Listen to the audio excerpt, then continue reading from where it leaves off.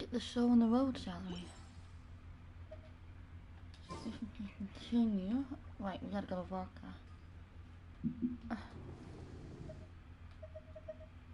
Not what I wanted.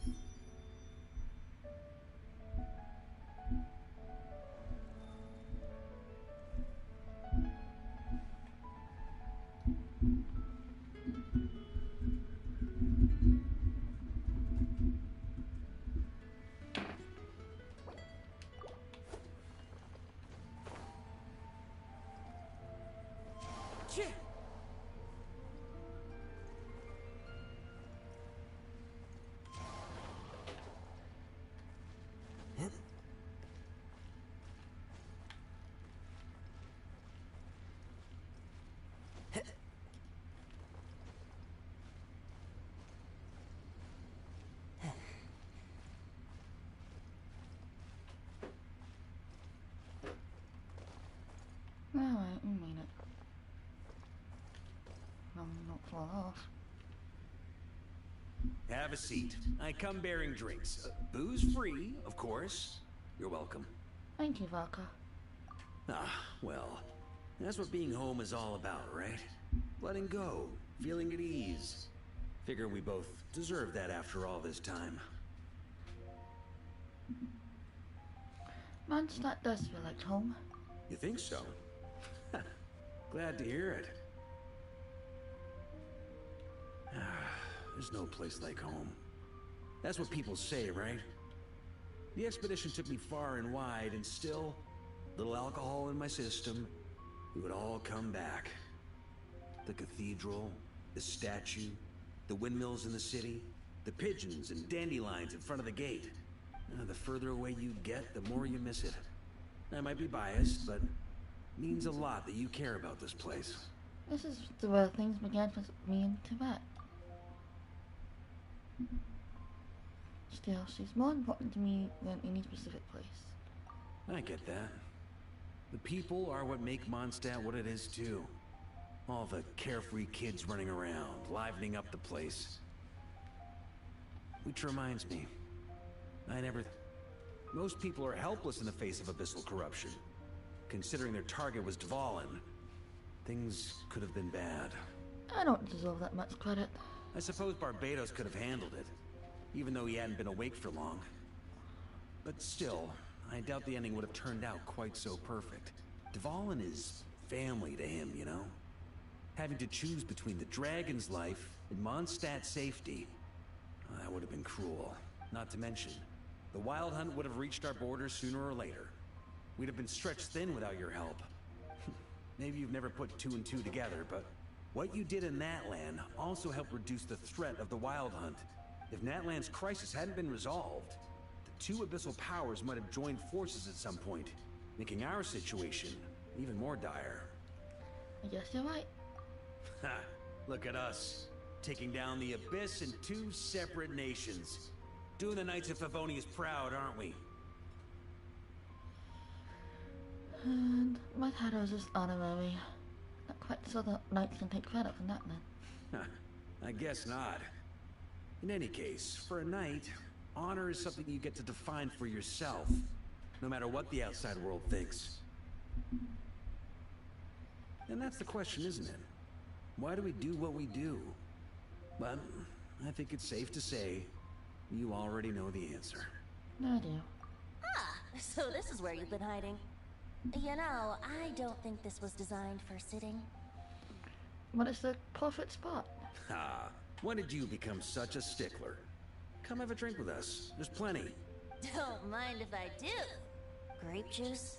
Again? You know, Charles would never let me hear the end of it if I started drinking without him. Disappointing, but understandable. Oh, I almost forgot. Since this banquet is also for the actors, I invited Dvalin. All right. Might hike up the bill a bit, but who cares? Haven't seen him in too long. Yeah, well, he turned me down. He never did like being the center of attention. The city is a little too small for him to spread his wings. Even if no one is afraid of him, he could still take out a windmill or two. Guess it's better not to risk it. Huh. Maybe it's time to draft a proposal to build him a landing pad. Wouldn't that attract even more attention? The Traveler's right. If this is what makes him comfortable, might as well let him be. In the meantime, I propose a toast to our honorary knight. To our honorary knight. Aw, thanks guys. I often think about our parting at Windrise, you know. And now, almost in the blink of an eye, the final stop on your journey is just around the corner. Snezhnaya. The Tsaritsa's plans have continued to advance. Now, only the Pyronosis remains free from her grasp. But if even the captain couldn't take Malwika's Gnosis by force, I guess we don't need to be concerned about its safety for now. So that's good news, at least. You wouldn't be taking a dig at someone else's ability to hold on to their Gnosis, now would you, Grandmaster? Of course not. I'm not one to rub salt in old wounds. Her harbingers do often tend to take a rather extreme approach. Just look at Child or Signora. But we would be mistaken to ignore the fact that Signora did not win the Geonosis using force. Right. You told me about the contract Morak signed with her before his death. You're saying she didn't need to resort to violence in Mondstadt either? That's right. If she was able to provide a reason convincing enough to persuade Morax, she could have persuaded me no problem.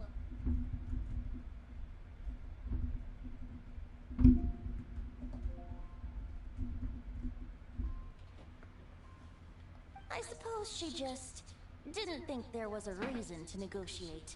I had just woken up, so I must not have seemed like much of a threat.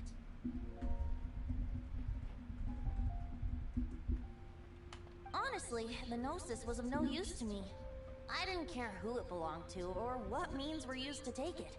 I just knew if I fought her in that moment, the cathedral, perhaps even the entire city, might have become collateral damage. True. I wouldn't put it past Signora to take civilians as hostages either. In the end, though, it was those same methods that led to her end. After all, her third target, the Raiden Shogun, wasn't a big negotiator back then. Perhaps Signora's success in Mondstadt and Liyue convinced her that she was a match for the Archon of any nation. I had to stop her. You did the right thing. It pained me to see Inazuma as it was back then. I'm glad things have changed since. Of course, now the elite force of Harbingers has quite a few missing from its ranks. So I suspect the Tsaritsa no longer has the means to meddle in other nations like she used to. Who knows? Perhaps a chance to formally meet her in Snezhnaya might come sooner than we think. Some of our knights remain stationed in Not Cry. If you need help, just say the word, and we'll be there. Thank you. The look in your eyes. It's changed a lot since you first set off from Mondstadt.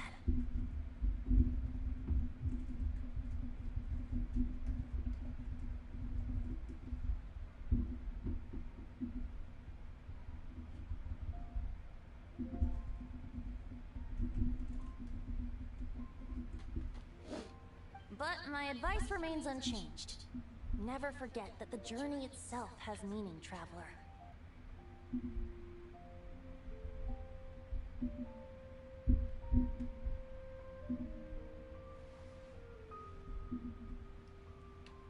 The birds of Tibet, the songs in the cities, the Tsaritsa, her Fatui and the monsters, they are all part of that journey. Perhaps earth-shaking truths and indescribable trials await you at the end. Just remember, there is more to life than that.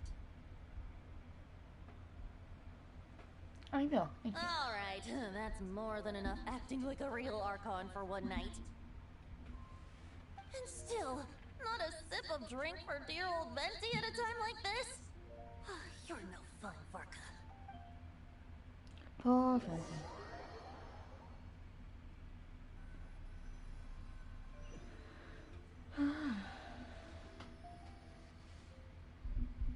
Dun dun dun! Dun dun dun. Dun dun dun! Oh dear. Da da da!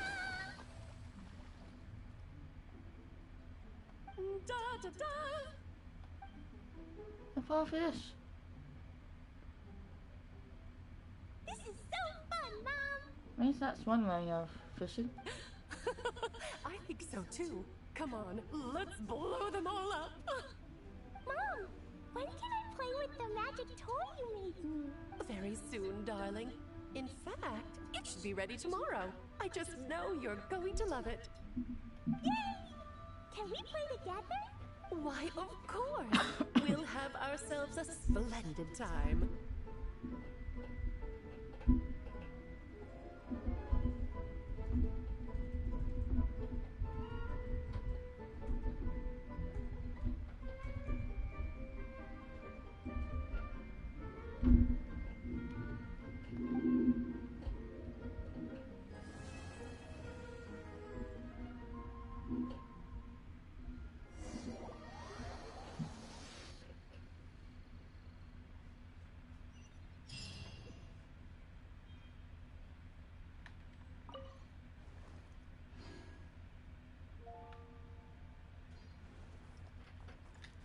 Yeah.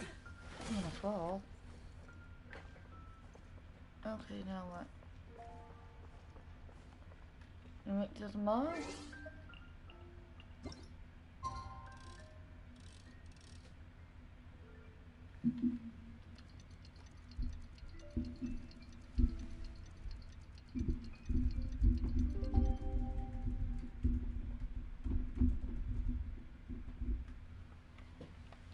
This memory is wonderful.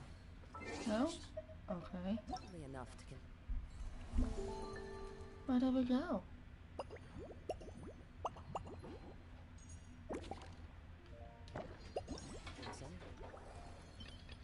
Aw. I'm not ready for part 3 yet. Okay. I suppose that's fair.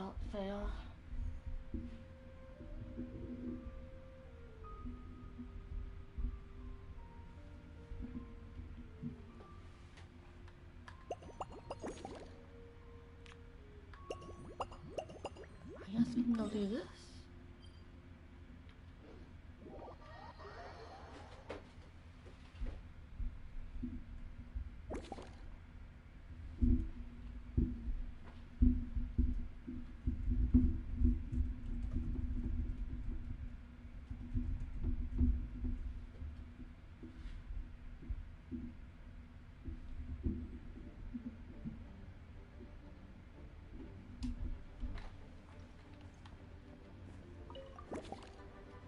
Enter the bubble world.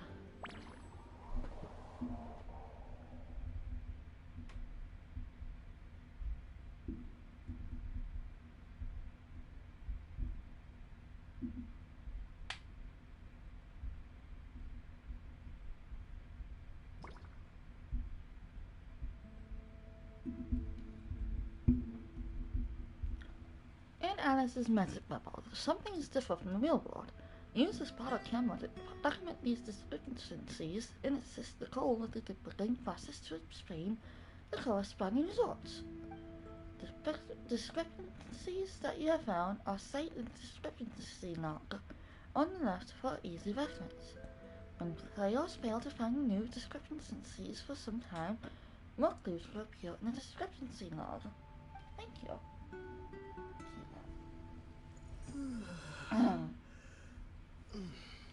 Me too, Rachel. Me too. Okay. So how do we find them?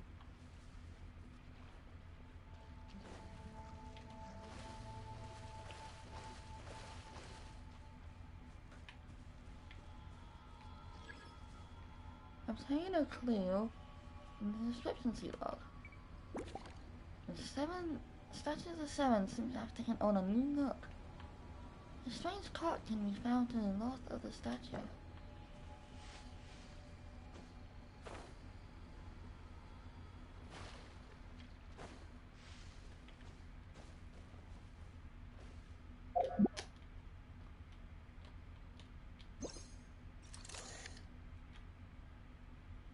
Well, I'm ready to fall in.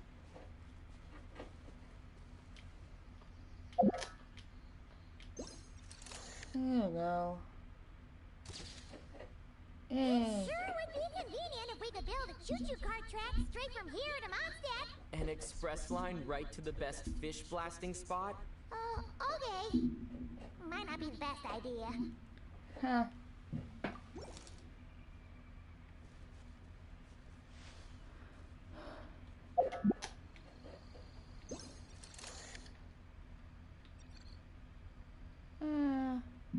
Probably best to do the other side, but I already completed that one, I guess. Okay.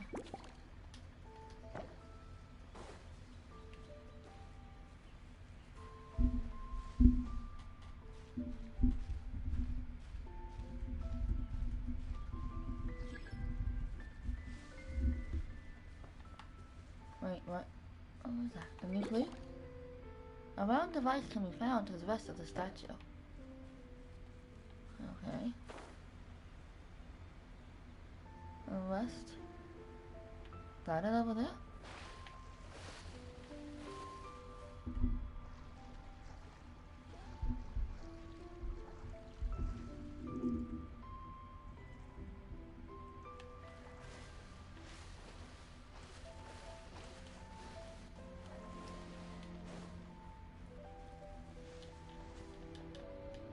Down, Aether, down. Down! There we go. This thing? What is this thing?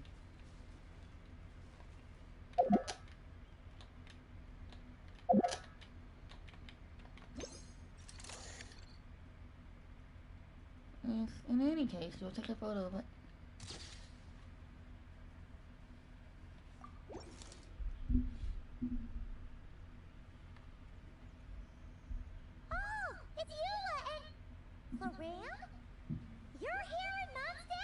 Yes, I received an invitation of Favonius blade work, but after crossing swords with Miss Eula, it turns out the Knights of Favonius are quite accomplished with the greatsword as well. You're quite an accomplished swordsman yourself. Although I suppose that's to be expected of the champion duelist. Even over a few short rounds, I feel like we've learned a lot from each other. This is a good place to spar. For sure. You don't have to worry about breaking stuff or accidentally hurting anyone nearby.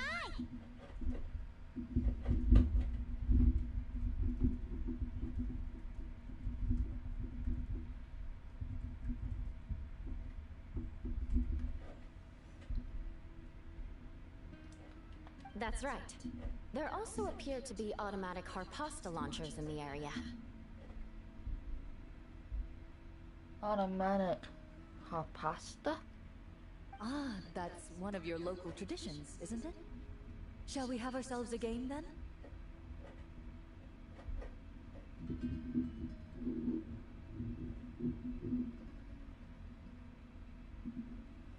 Why not? You should know, though, I'm not easy to beat at this game. Ah, hold on. No muskets allowed. Oh, why not? Doesn't it still count as hitting the harpastum? A sword's range is limited, though, so it wouldn't be fair. Ah, of course. Then you should use a gun as well. Voila, problem solved. Oh, okay. I guess that's one way to resolve it.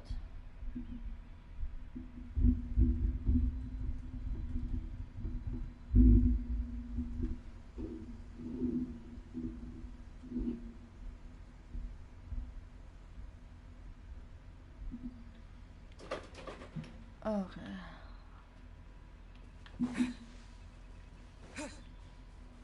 What else can we find? We got one more.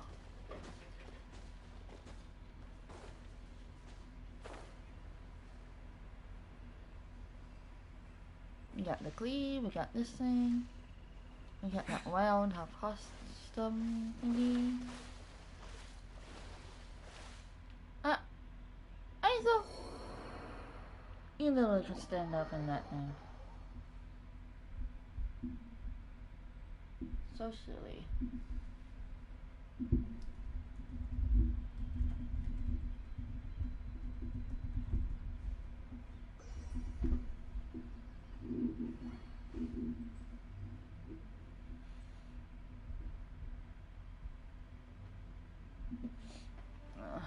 Okay. A beam of blue light has appeared to the southeast of the statue. Beam of blue light. Has it? There's a blue light there. Southeast. What is... What's that? Oh, there it is.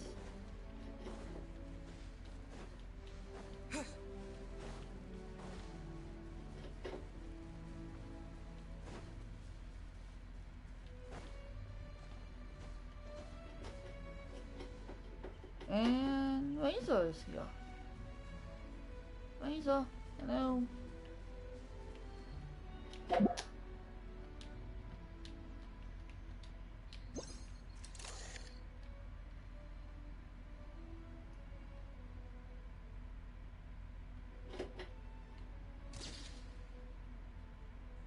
Now I see why it seems so familiar. And not gonna Razor. Why did I call it? Razor? What are you doing here? Shouldn't this thing be in Wolvenden? Wolvenden. Fiery woman came to take Lupical. I said no.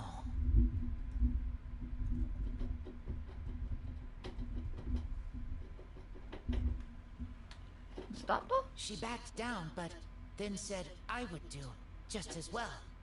This sword is here for now. I am here to protect it. Hold on, let Paimon get this straight. Alice was planning to bring Boreas here, but you stopped her. So, she took the illusion of the sword and left you to guard it instead.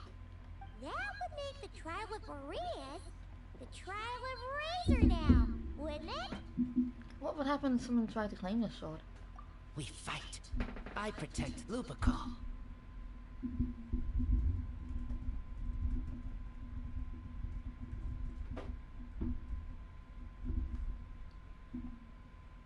Wow!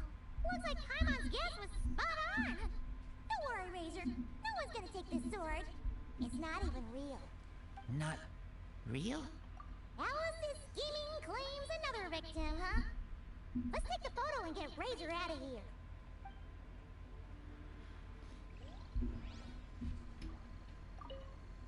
Not real. I don't get it. Pat pat.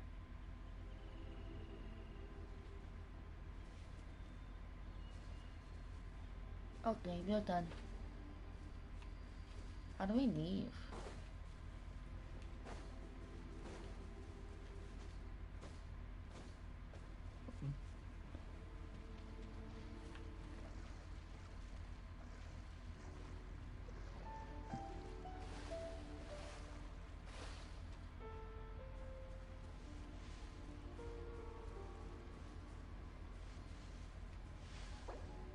Leave now. Oh, okay. That works.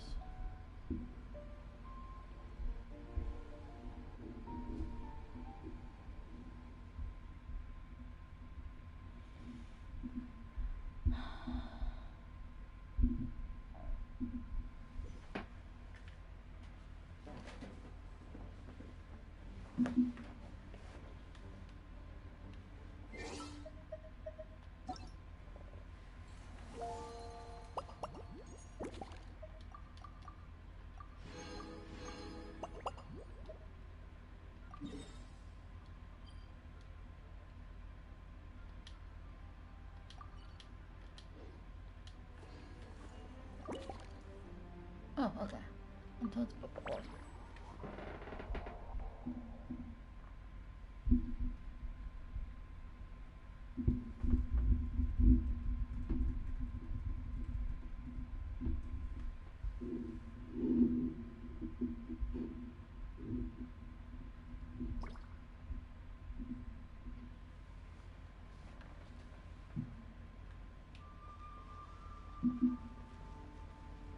What is this thing? Oh, it's from, why are you here?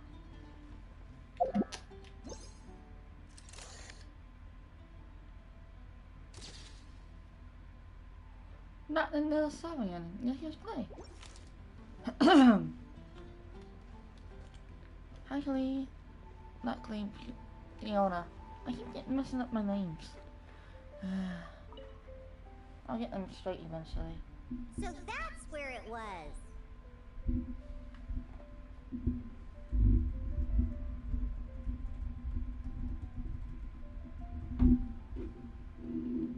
Fiona? What are you doing here? It's my first time seeing these little guys. They're from that land, right? Oh, they're so cute. Alice put a version of the cat's tail here and asked me to run it. It has the setup I'm used to and everything. Now, all I need to do is make some drinks.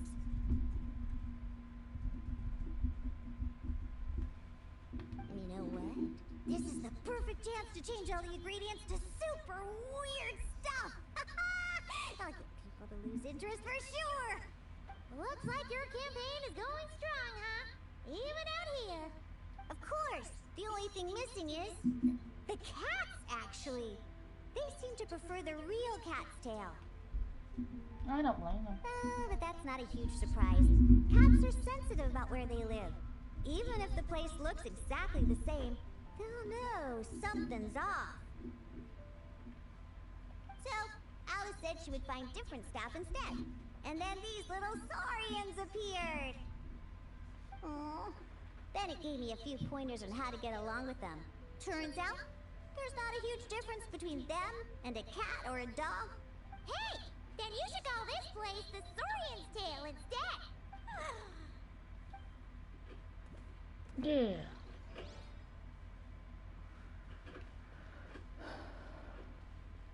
Okay. That's not quite right.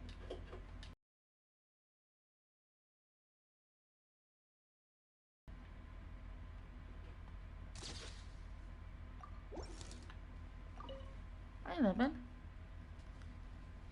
Hey there, friend. What are you Well, doing we here? couldn't just drag Catherine in here, could we? What would the real Adventurers Guild do without her?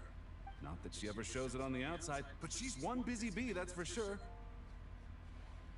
I mean, just think about how much time it must take to travel between all the different nations.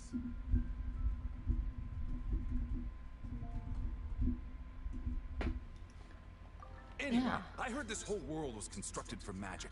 Incredible stuff. Even the books on this shelf are real. Not a single prop to be found. Huh. I really gotta take a better look around once this gig's done. So, same arrangement as always? Not today, I'm afraid. The funds I need haven't transferred in yet. Once I've earned enough more from this trip, I'll open up shop at the usual spot. The person who does this job is the one who gives me my daily female gems, you know? True, but it doesn't seem like the people who created this place set up anything like that. Hey, why don't I go ask for some, and then we all can have a few? Huh. But could we even take them back into the real world? That's the question. Interesting. That is a good point. Anything weird around here? No? Okay. That's not.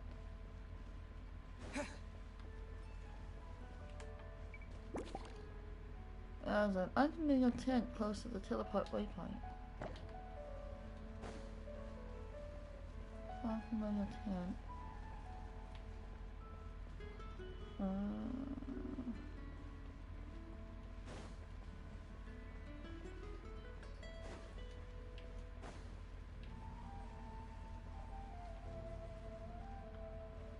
Why is there a ball here?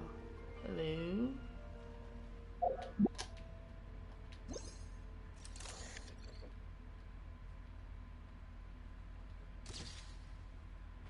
No one actually keeps animals here, do they?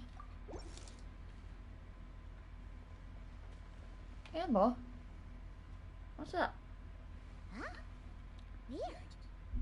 Did monsters always raise boars around here?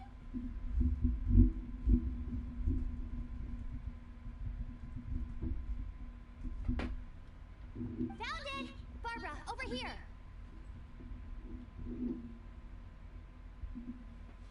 Coming! Oh, how did this happen? Barbara and I were just grabbing some food at Good Hunter. But then, how do I even put this? The sweet madame and sticky honey roast we ordered came to life. Huh.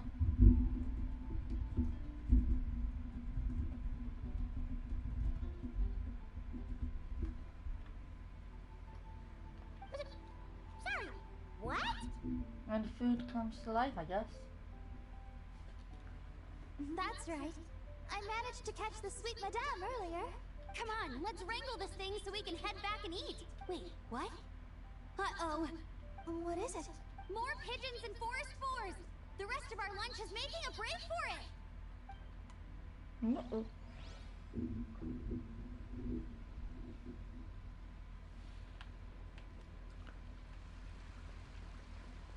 Aha.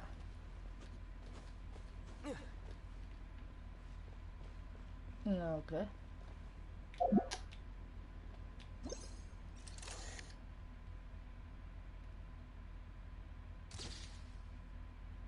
Don't tell me they're living there now.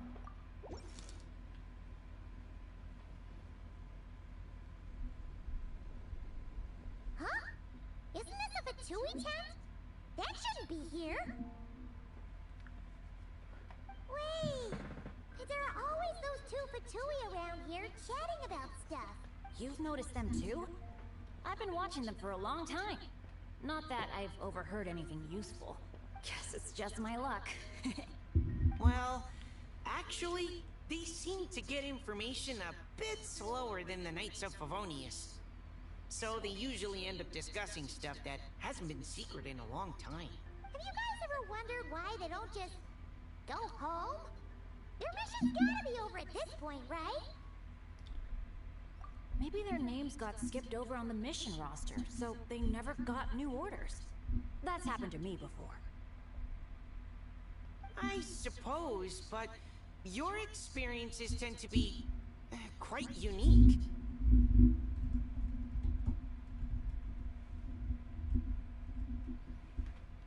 It's possible the Fatui stationed them here long-term to keep an eye on things. Or maybe they volunteered for this position because they don't want to go back.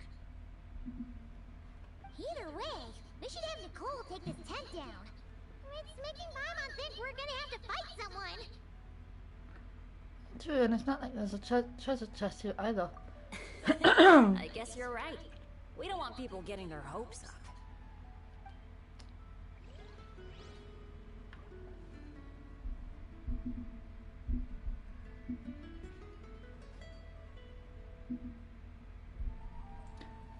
Awesome. Okay, what's next?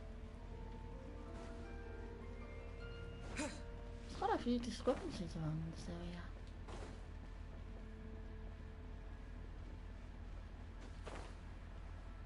What's this thing doing here? Is that one? Oh no. Feels an unusual animal has wandered into the bridge in Mondstadt. It's not that ball. Alright, let's go see what Mondstadt's bridge has to say. Oh, this was a thing.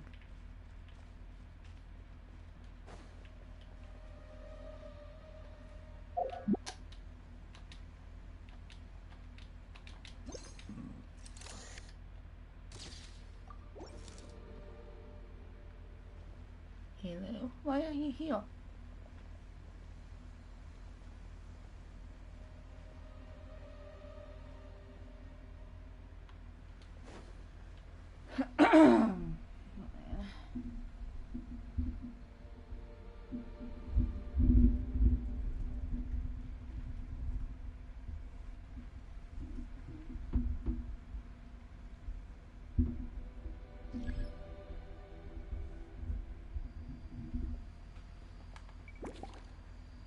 Flowers Flower Shop has received a fresh selection of flowers.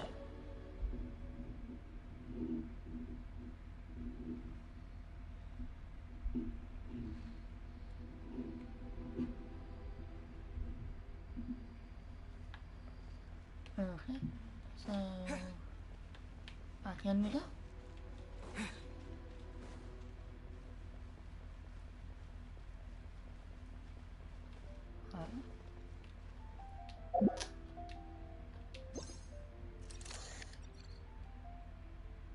They do kind of look like simulator owls. Alright, we're done.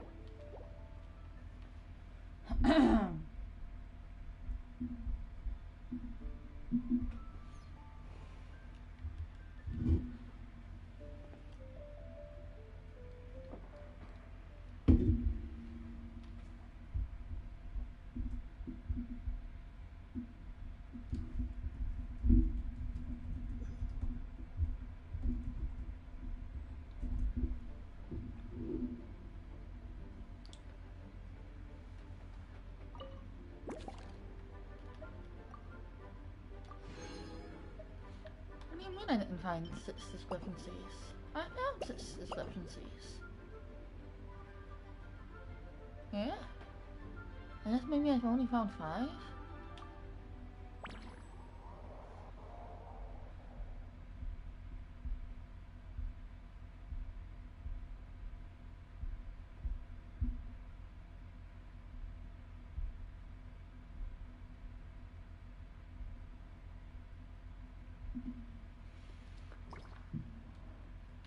I thought I found 6. New face. Animal by the fountain. 1, 2, 3, 4. I guess it didn't take all of the photos that I took with us. I have more.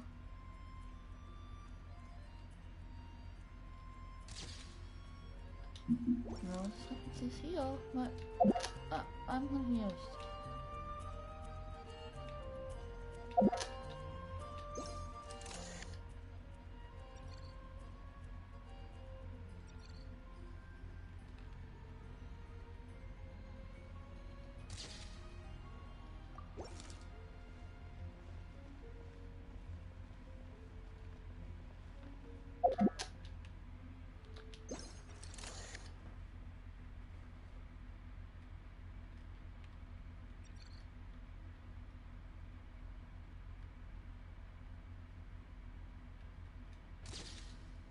There we go. None of these flowers look local to Mondstadt.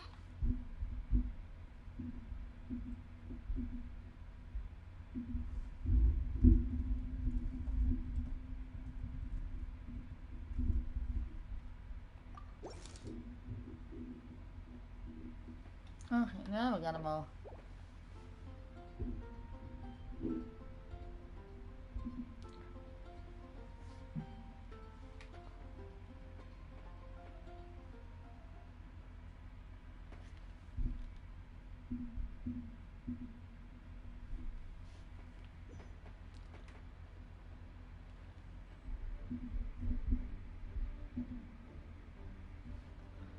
Awesome.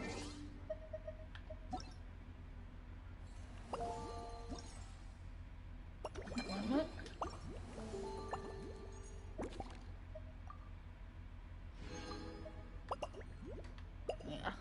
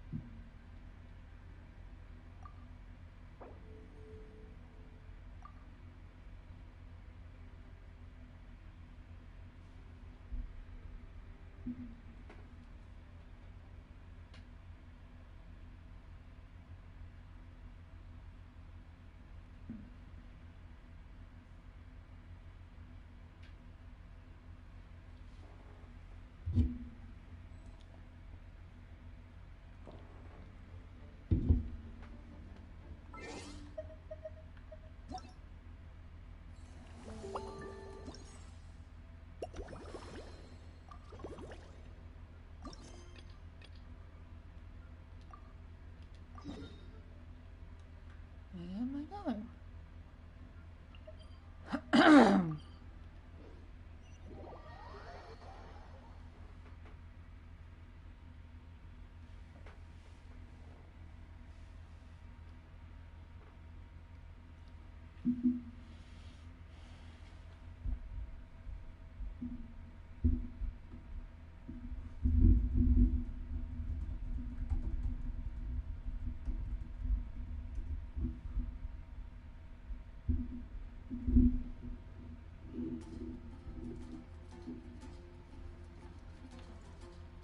Hey, Amber.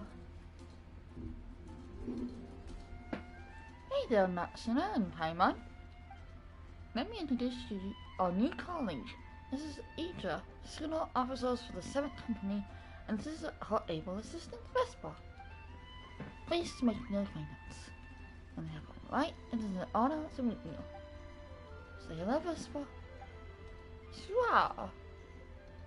Never heard of this position. Our Martin is even carrying a tiny bag.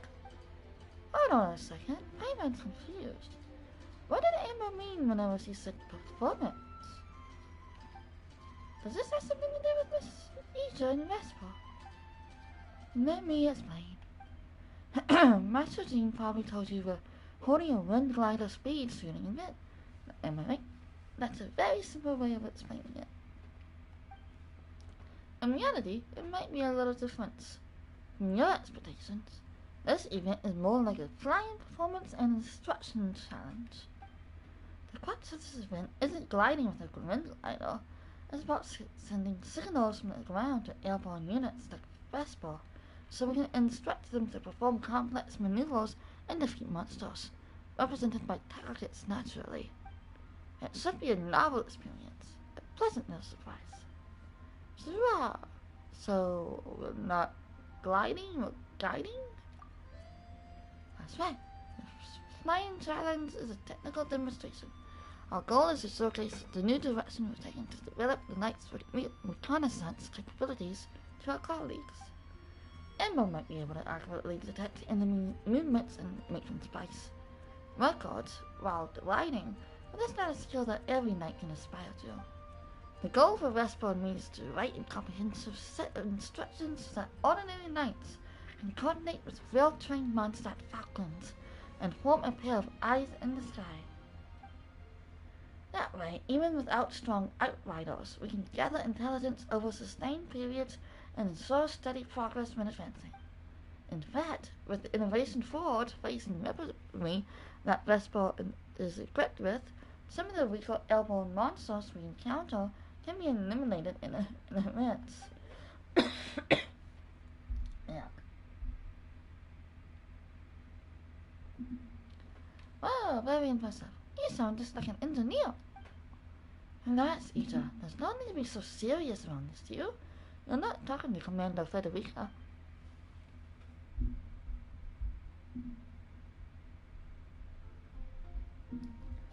Just think of a new way with a new animal friend. The most important thing is to have fun.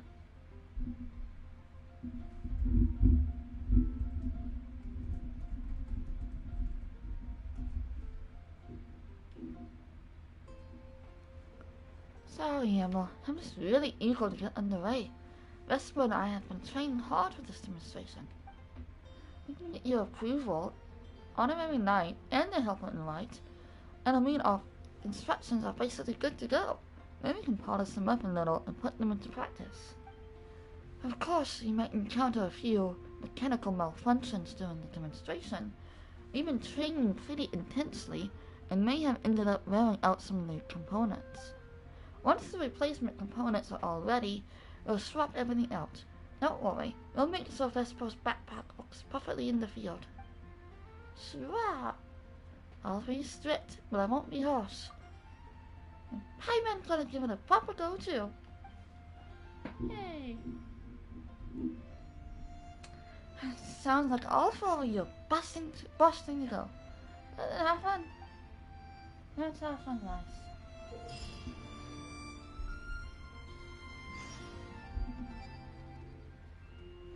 In Favonius Falcon's recon log, the traveler must command Vesper, the falcon, to fly a designated route and launch projectiles from an alchemic backpack to hit targets along the way.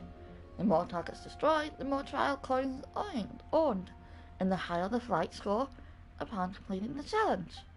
During the flight, there will be multiple perspective changes. In the tracking view, when using a controller, hold the button to keep firing and drag the right stick to adjust the firing direction. In the top-down view, the Falcon will automatically target objects directly ahead. When the Falcon comes into contact with monster targets, elite monster targets, and the monstrous bullets they release, you will lose action points. Coming into contact with elite monster targets causes you to lose more action points. Once action points are depleted, the challenge fails, so it is crucial to plan the flight path carefully and avoid dangers.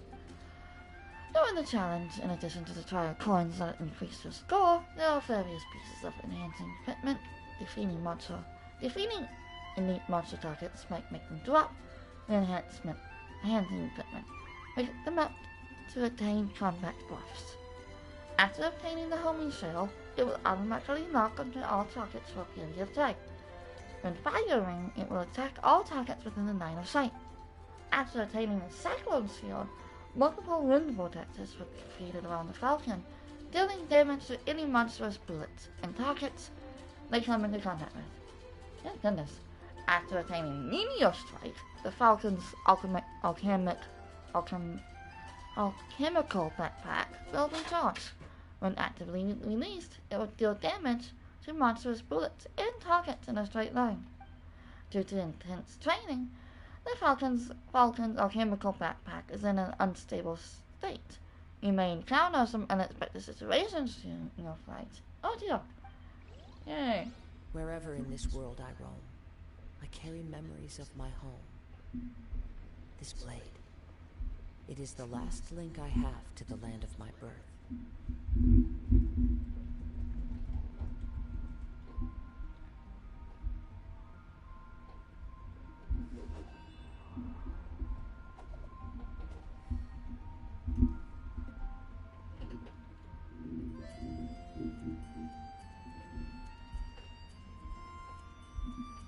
Okay. Anyway, night. Angel Hotel at your service. You can begin the flying demonstrations and the stretch and silence anytime you like. Let's just watch that. Vesper, put your best talents forward. Follow the honorary knight's instructions carefully. Surah. Hey.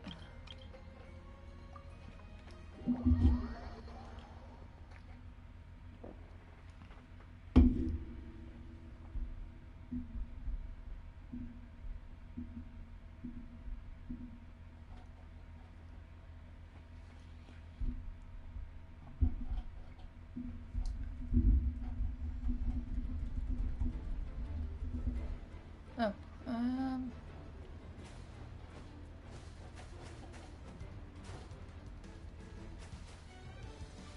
not.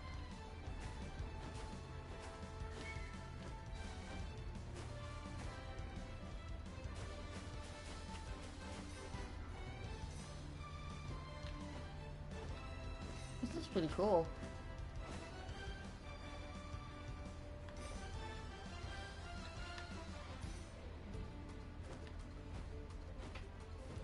I'm good on health, but I'll take it anyways. So agile. Vespa is such a pro. Next up, shooting regular targets. Not even. There we go. Finally. Okay, I'm getting one. Ah! Oh no.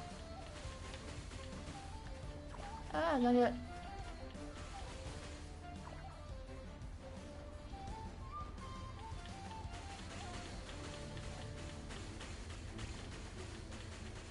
Yes. Help!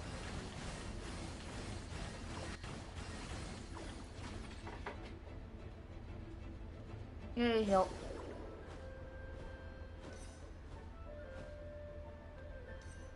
Okay.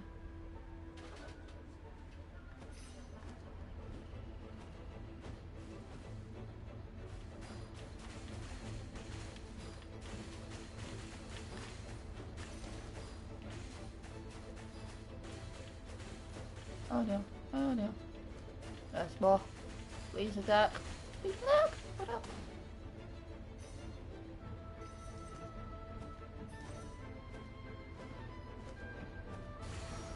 Oh yeah. Oh no. Attack.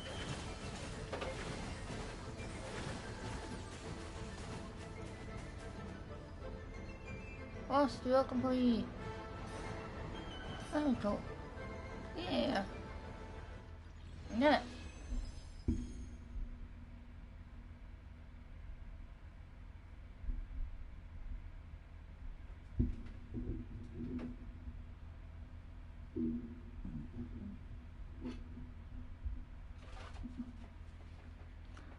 That challenge.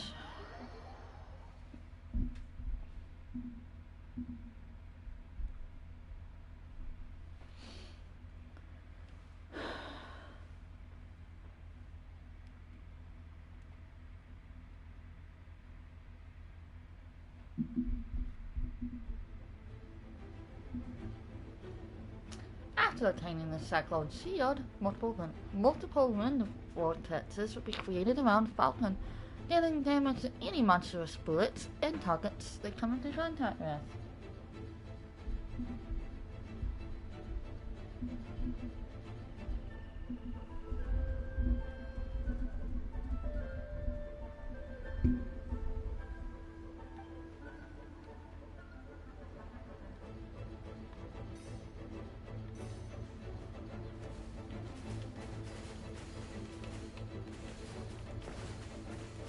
Oh no.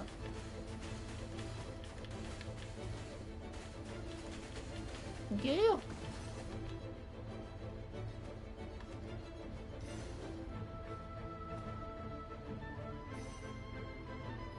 This is really pretty cool.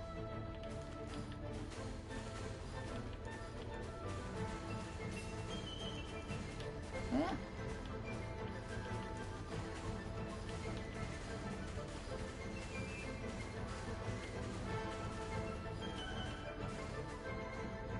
Okay. Phase 1 complete. Well done. And so pretty. Think my body. Face a powerful enemy. Oh no.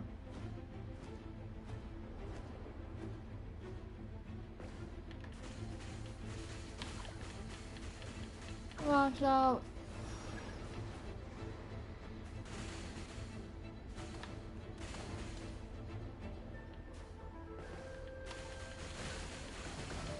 Attack!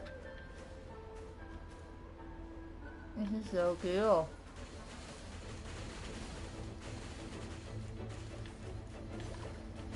Oh yeah. I came out of nowhere.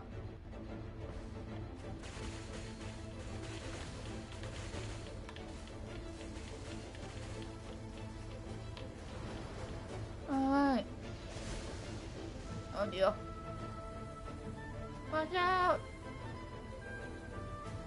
That's for now.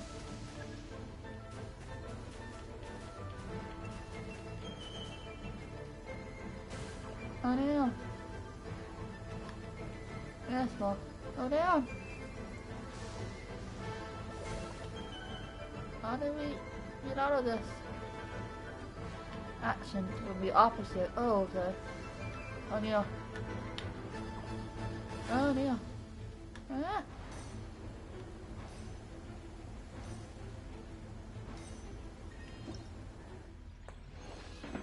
Oh, stuff.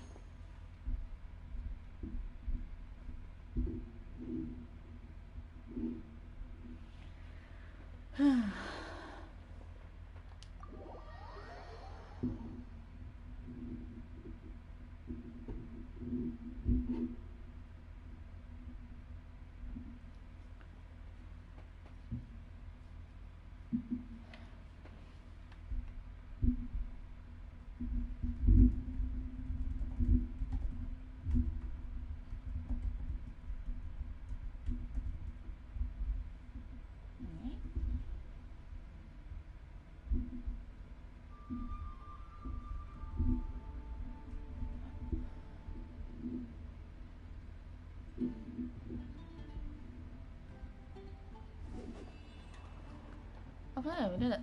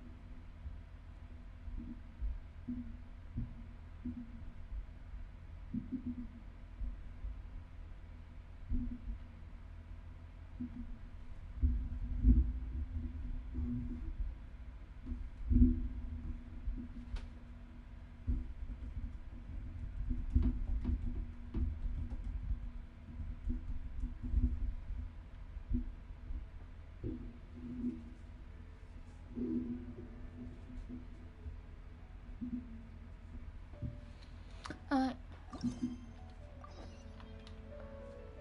Talk to Arthur.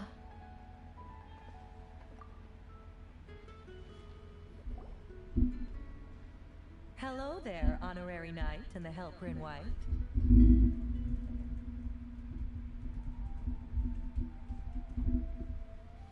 It's so nice to meet you, honorary knight and Lady Paimon. Glenfidia, at your service. Looks like you're in a good mood, Hertha. And nice to meet you, Glenfidia. By the looks of things, you're about ready to open? Indeed.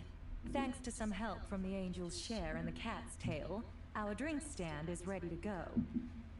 Besides all the classics, we also mix cocktails to order, and are currently offering a limited time delivery service. Cocktails? Do you remember that time we served as bartenders at the Angel Share? And recently you've also shown off your skills at the flagship in Knockcry. We sure have come a long way, huh? Yoda's not gonna be happy about that.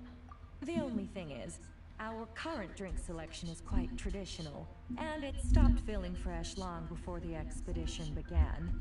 To offer everyone some more exciting choices, we're planning to revamp our menu.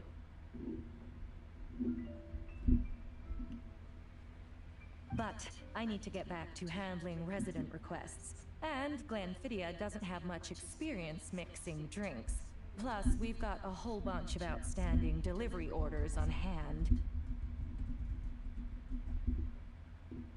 Honorary Knight, if you're free, could you maybe help us out for a while?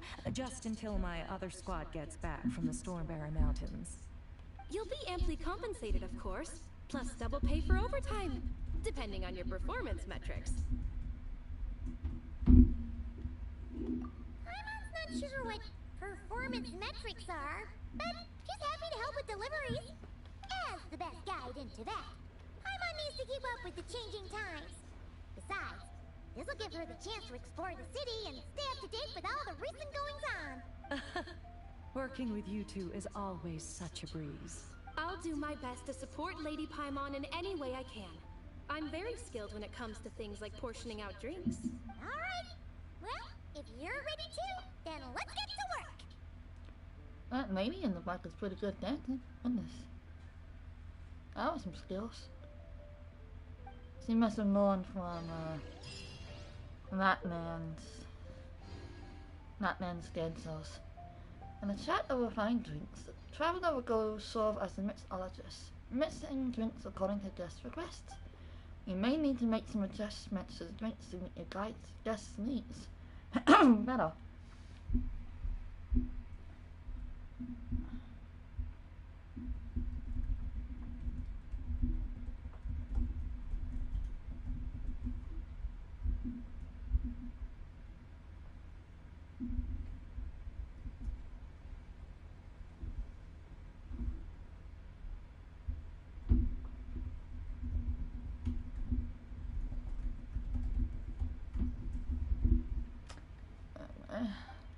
Some partial clues can lead to accurate conclusions. In such cases, you can associate the clue with other clues to derive inspiration from either mixing a drink or introducing a new topic.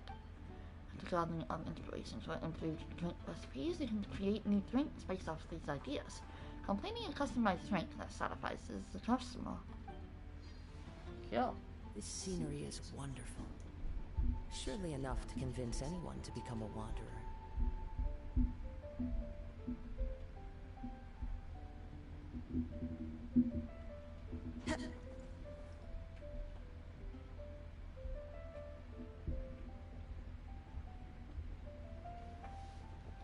Okay, let's begin.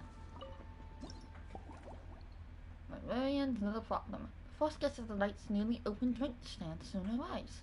A familiar shade of rose purple instantly chooses their mind. Might this be the perfect opening?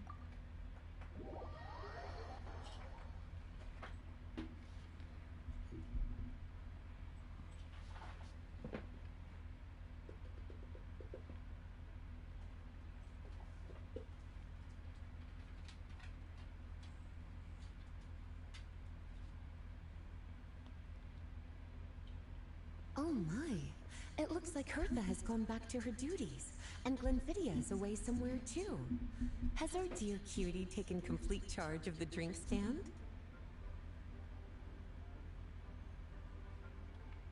That's right, yours truly is in charge. Wonderful. Now I can order without worrying about ending up with one of the logistics company's specials. The type of drink that keeps you awake all night, leaving you no choice but to pass the time working. Walking through the night. So that made me a thing in the past. That's right. I'm just a carefree librarian now. If only there weren't so many people with overdue books, and I didn't have to go door to door to get them back. I would have dropped by to chat with you sooner, and try out your delightful creations, of course. Oh, what will it be? Let me think. I don't really have a favorite drink.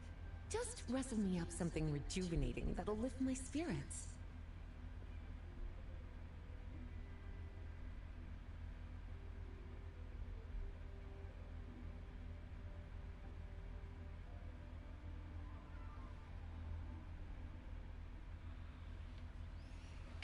And if it could help me nod off to sleep later, that would be even better. The drink stand has a collection of classic recipes. Let's start by choosing one of those. Since Lisa wants to feel rejuvenated, Snow Kiss Dawn seems like a good choice.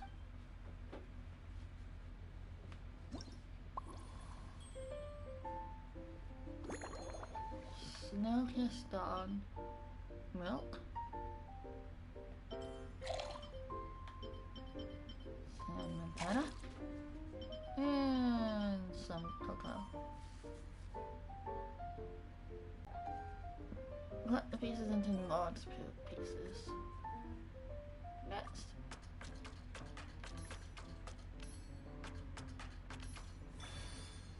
Yay! And shake we go. Shake gently.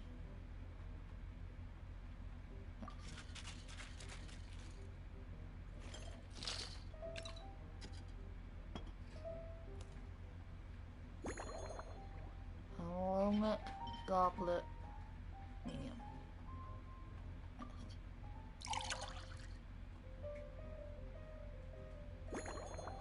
Small, medium, rice.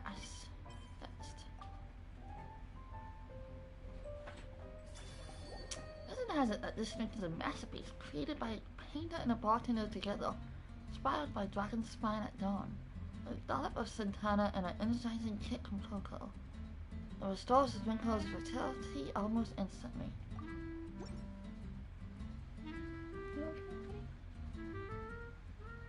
Here's a snow-kissed dawn. Hope you like it. It's delicious, cutie. Pleasantly tart, sweet, but not cloying, smooth on the palate, with a refreshing aftertaste. If anything, though, I seem to be feeling a little more energetic than I'd like. Perhaps you've unwittingly unraveled Glenfidia's secret and concocted an even more effective pick-me-up? Should I think about the ingredients? Don't worry, there's no rush.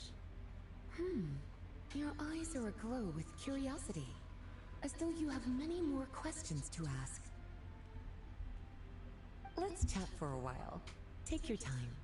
Inspiration will come soon enough.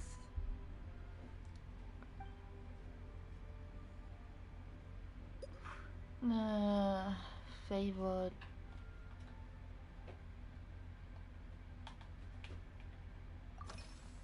What spots have you connected today? Since you're asking, it's been a bit of an unusual day. There's a chef, fresh out of training in Fontaine, who's recently taken up a position at the Goth Grand Hotel. She borrowed our most valuable book, the Mondstadt Millennial Compendium of Desserts. Apparently, she plans to use dessert-making techniques to improve the taste of various savory dishes. Something about reducing their greasiness. Sweet meat dishes, huh? Indeed. And judging by the results, she rather overdid it with the caramel sauce. What should have been fragrant meat slices ended up tasting nauseatingly sweet. Caramel sauce is such a fantastic ingredient, you know? It never fails to please when added to drinks. Sometimes I even add a spoonful to my afternoon tea. Improving food, I suppose, isn't always about being as creative as possible. You can obtain clues during the conversations. Think to intercomputation.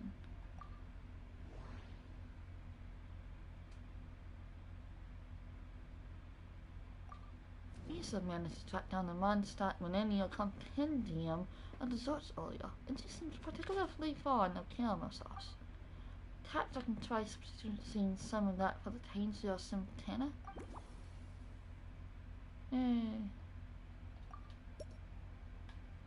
You obtain inspiration. After obtaining all inspiration from mix the corresponding beverage. By the way, is that a notebook that you brought with you? Oh, this? That was for another of today's little errands.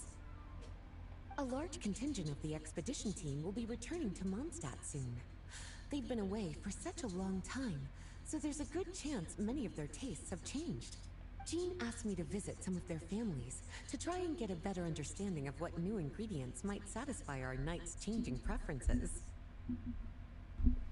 Such detailed planning. Well, they've all devoted their blood, sweat, and time to protecting Mondstadt. They deserve some care and respect in return. Based on what I gathered, the most requested ingredient was cacahuatl from Natlan. It seems like our knights have developed a taste for cocoa. In their letters, many of them mention that they rely on cocoa to keep themselves energized. I've tried hot cocoa myself, and I must say, I find it just as effective as coffee when it comes to staying alert.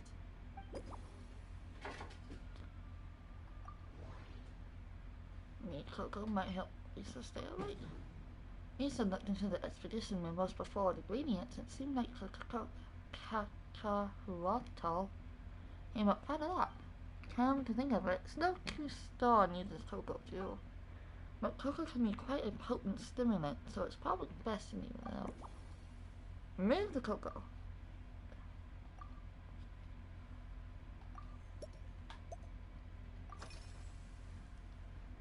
Been anywhere outside the city lately? Surely you're not suggesting I'd take this opportunity to sneak off on a little countryside wander. You caught me. My investigations into Mondstadt's lesser-known drinks took me to Dawn Winery, where I had a little chat with the head housemaid, Adeline. On my way back, I ran into Emmetall out on patrol. She'd encountered some monsters she didn't know how to deal with, and in her desperation, asked for my help.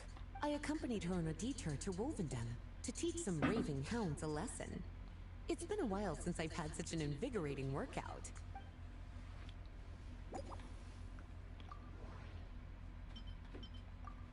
Lisa paid a visit to the Dawn Winery, passing through Wolvendam.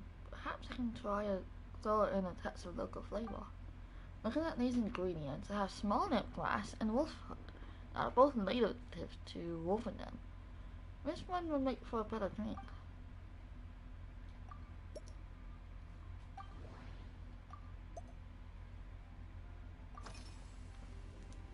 What kind of ingredients have been in lately? Lately?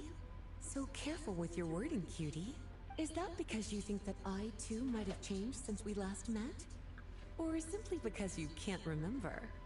Well, you're so well-traveled and well-read. Not bad at all. A flawless answer. Back in my student days, I might have been drawn to every new and exciting ingredient I read about, constantly expanding my horizons and stepping out of my comfort zone. But now, I've grown accustomed to a life of comfort and routine. To paraphrase a certain Leo-Ed legal expert, my life is fast approaching a state of living out one's golden years in peace and comfort. I'm no longer so easily moved by adventure and excitement. I'm sure you remember, a few years ago, when we were adventuring together, you found me that sweet-tasting alchemical ingredient. Well, my tastes haven't changed a bit since then.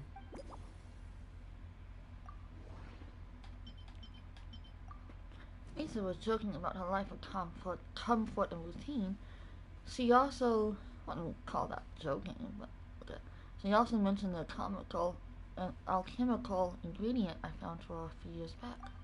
If I remember correctly, that ingredient was valberries. Another good choice for a drink.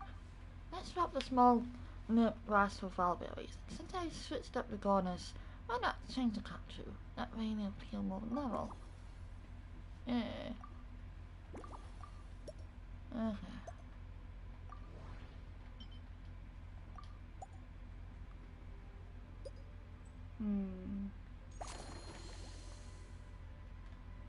I'm missing one.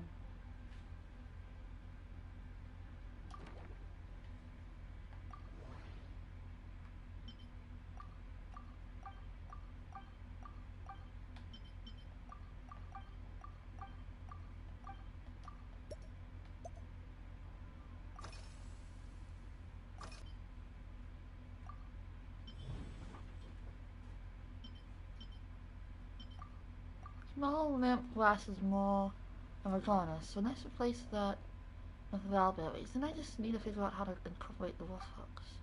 You have right tangy profile that should help balance out the sweetness of the caramel sauce. Okay, there we go. Got him.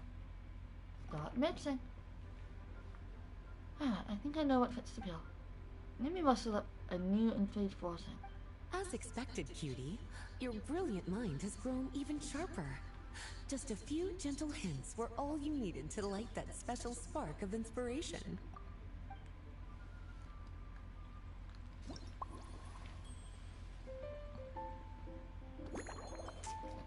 Do not add cocoa. We got the milk, we got the caramel, and we got the wolf hook. Next.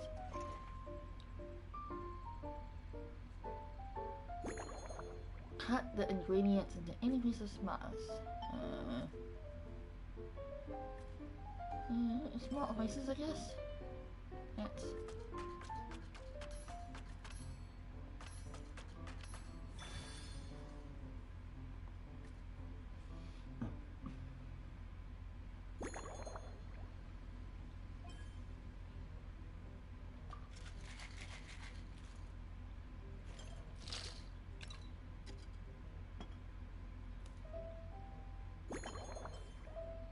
Not a small. Master's Goblin. Let's do that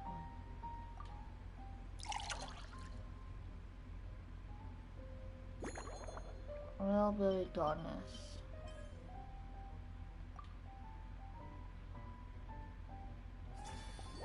Slumbering Rose. Based on the snow-kissed dawn, this novel tale was concocted especially for Lisa.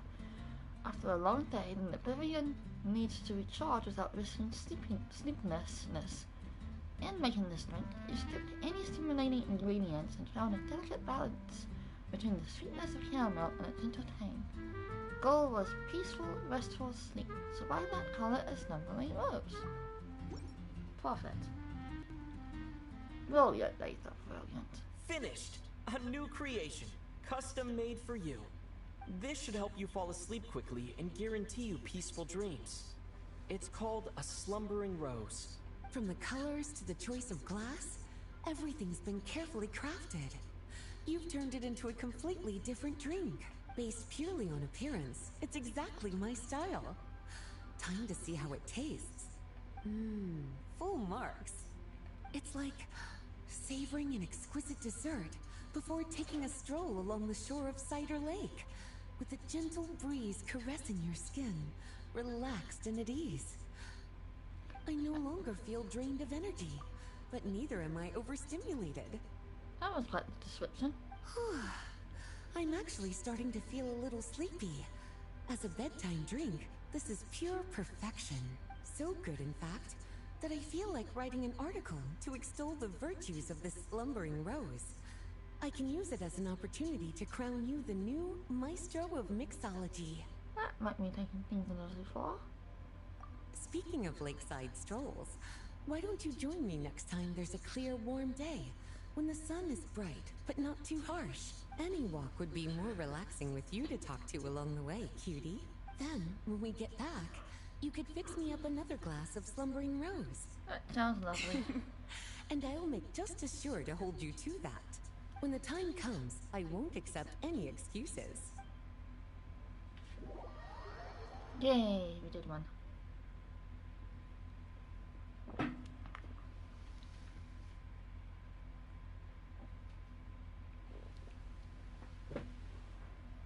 Any more Granda?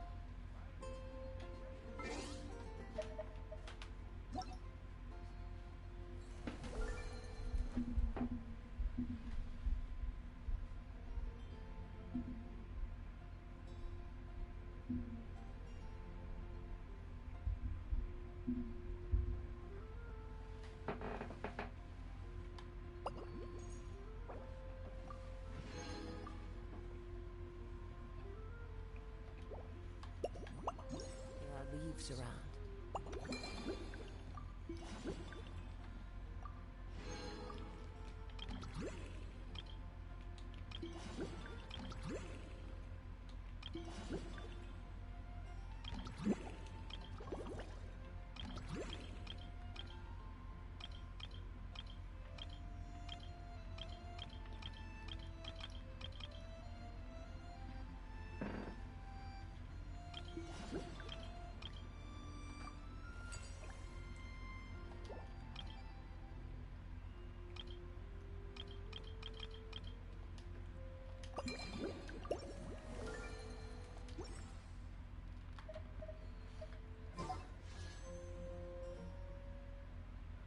Give this another try.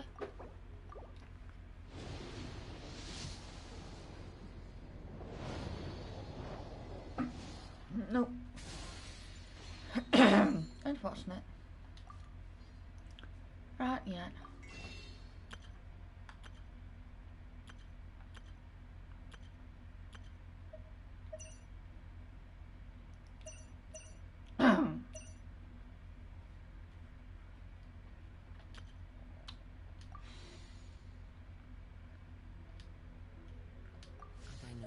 Just the tune to let's accompany keep them. mixing.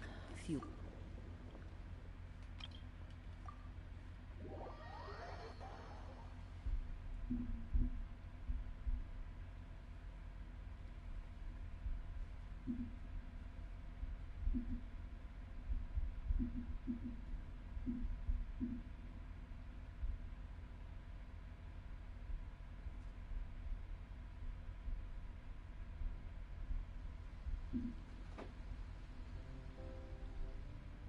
Good afternoon, traveler.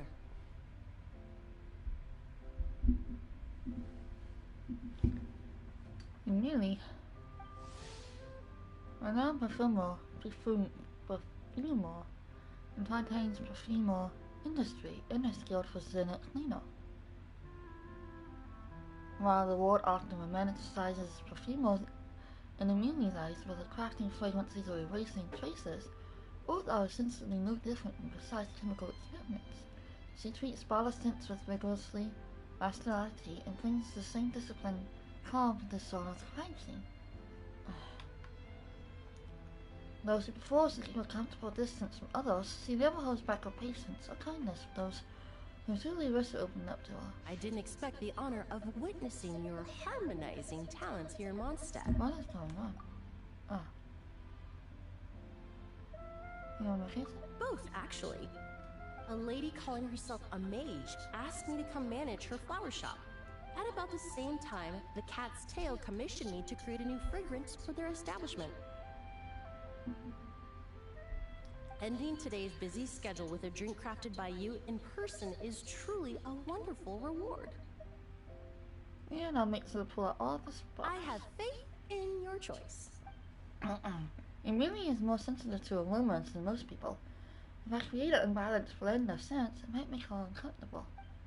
In any case, I should use ingredients with complementary scents and to try and add a dash of spontaneous flavor too. It starts with a Mondstadt's take on luminous twilight.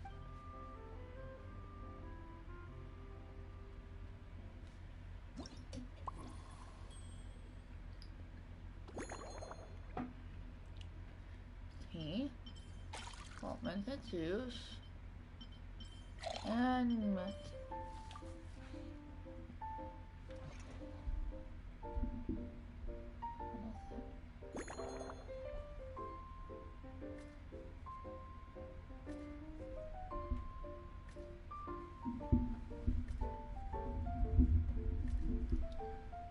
Cut into small pieces.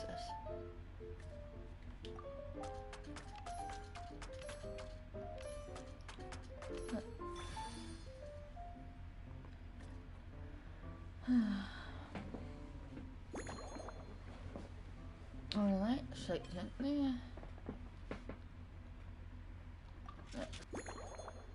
Classic tall glass.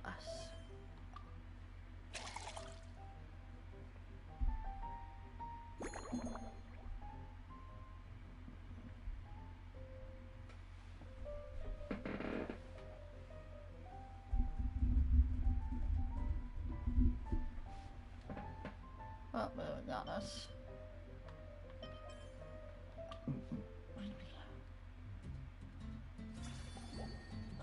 Luminous Twilight. A refined cocktail from Fontaine that has been described by drinkers as capturing the warm glow of sunset over Luminous Harbor. Rumor has it that you can still order this gem from the hidden menu on the rusty Riddle, though it's rare for the bartender to recreate its original flavor perfectly.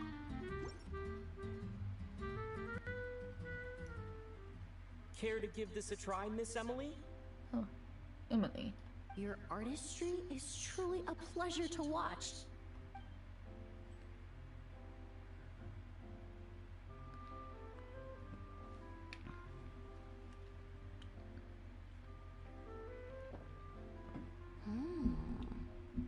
This tastes like a local variant of a Lumideuse Twilight.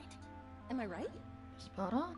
The gentle and elegant taste, with its distinct layers combined with a hint of Mondstadt's characteristic scent, offers quite a welcoming flavor, all the while avoiding potentially discordant aromas. Though in reality, there's no need for you to be so conservative. I have quite a high tolerance for flavors that stray outside the boundaries of conventional wisdom. Well, this one's probably a bit too traditional, huh? Your drink was nice, but it would be perfect if you could make one with a little more depth. A cocktail that shows off your unique understanding and enhances my impression of Mondstadt. If you need time to mull things over, perhaps you might find inspiration in a little light conversation?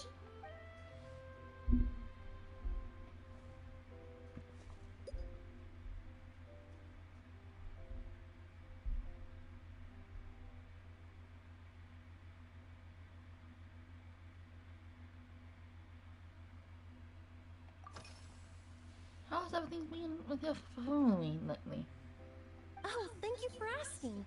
It's been going well, though this trip to Mondstadt has presented some unexpected challenges.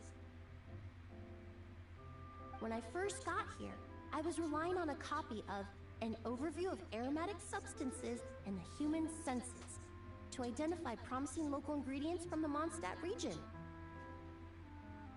To my surprise, my trial fragrance, which used Valberry as the primary note, proved far too sweet in the context of a tavern. Relaxing, people ended up feeling drowsy. The bartender with the beautiful ears, for instance, fell asleep right at the bar. Never knew Valberries could have that effect.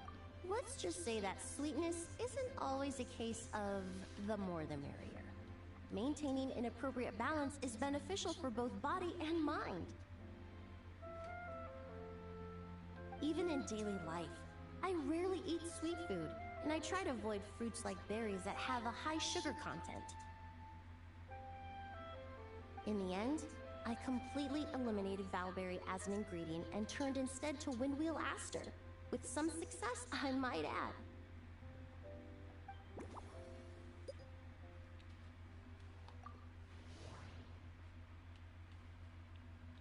Although sweetness of Valberries have added a few complications to Emily and things work. Many believe that too much sweetness may not be a good thing for the human body. Valberries are also used in the luminous twilight, so perhaps it's better to swap them from something else.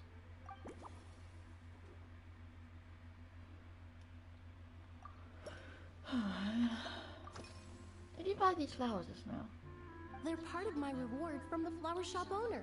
Important ingredients for making perfumes. Thanks to these, I was able to complete my commission for the cat's tail. I studied Mondstadt's Cecilia flowers many years ago. In fact, the fragrance of Cecilia in certain fields has become synonymous with Mondstadt itself. However, this is a special case. Some cats are quite averse to the scent of Cecilia, and we need to be particularly mindful of their preferences. Windwheel Aster. The various parts of the Windwheel Aster plant can be ground into a powder to extract their essences. I then blended the scents from its petals and leaves. The result carries the intoxicating sweetness of mead, while still emphasizing the fresh notes contained within the flowers, stems, and leaves. I just took it for a little trial run at the cat's tail, and the cats seemed to really like it, while the clients themselves found it comforting and invigorating. Extracting exquisite fragrances from ordinary overlooked ingredients? Oh, that's what truly brings me joy.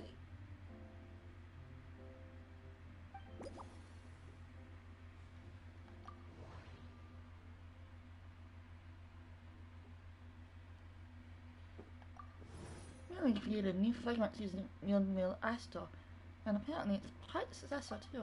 What's the best way to incorporate the scent of Windwheel Aster?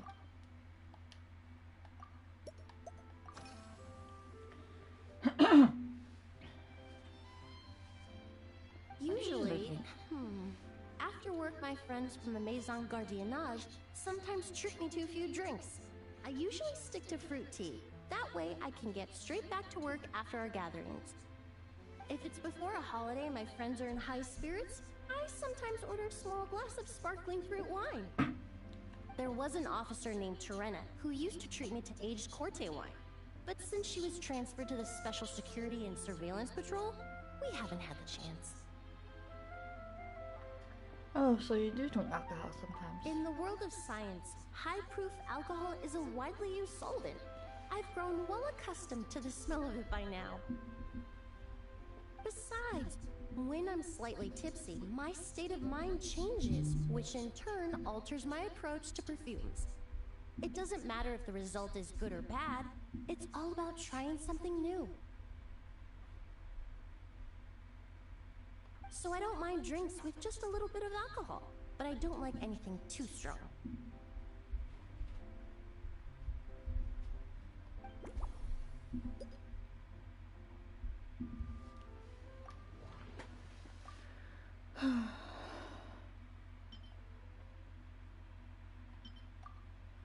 not sure there's a strong enough contraption. Maybe I can just try a different approach. So maybe I can find out something more.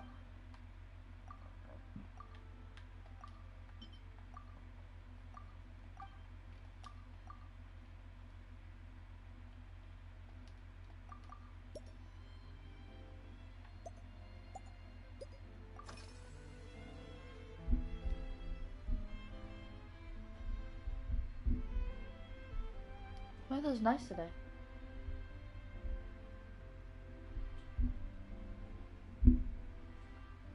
Oh, this is what it feels like to start a conversation with a classic icebreaker. It really is. A while earlier, I watched a whole run of fair weather clouds float by, fluffy as pillows. It's not overly humid either, and the wind is gentle too. In such conditions, one's sense of smell is heightened, but not to an excessive degree.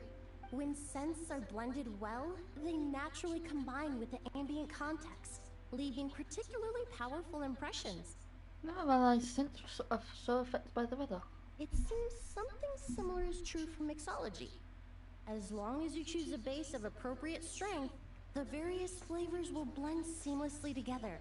When mixed properly, all the ingredients work as one to create a most wonderful symphony for your taste buds.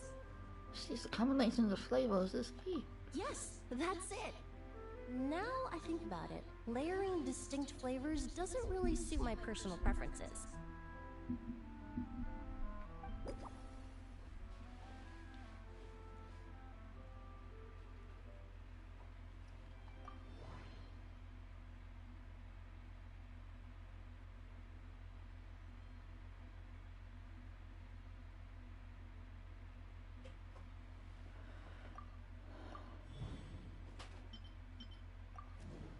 Also seems like a good choice. Mix so everything blends in one. I can try to finely chopping the petals and spreading them across the top.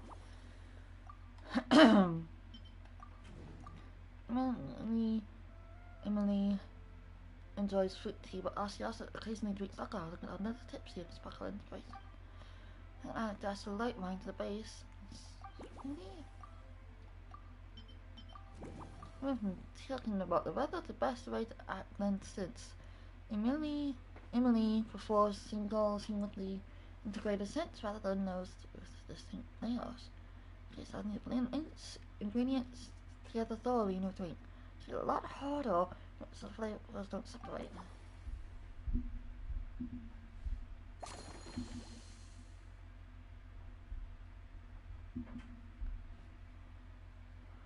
Okay. Got it. I know how to improve your drink. Please bear with me a second while I update the recipe. Just from our brief chat, you've already formulated a new concoction. Perhaps you possess a natural talent for this kind of creative work.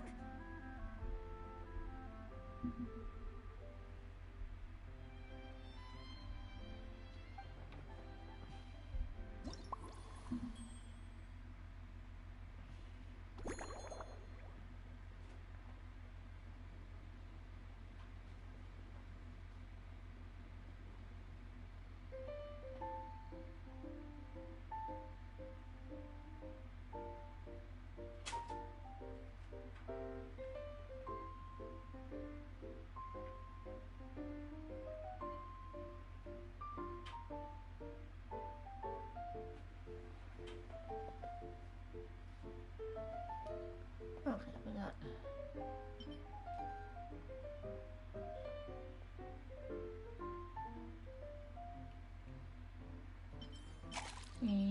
fruit wine, 4 minutes use, top petals.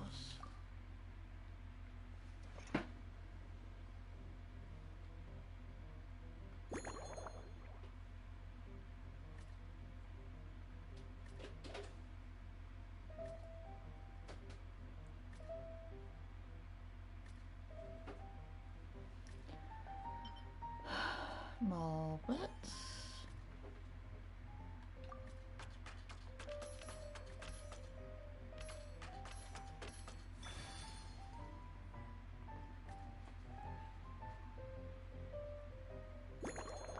Shake cautiously or shake hard.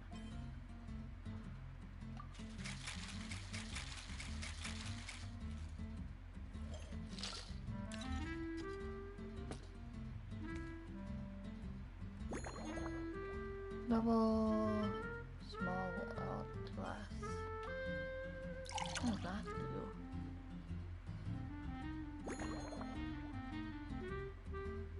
Any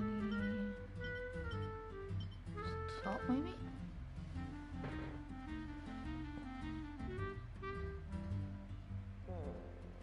Maybe lemon slice.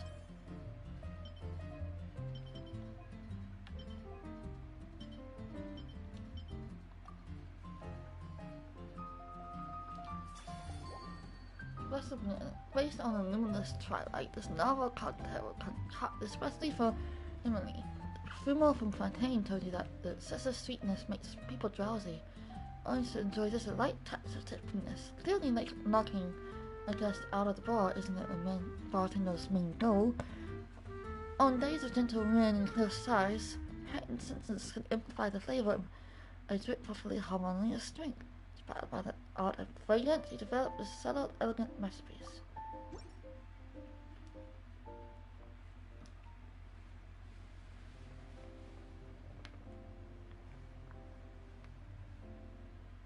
Here you go.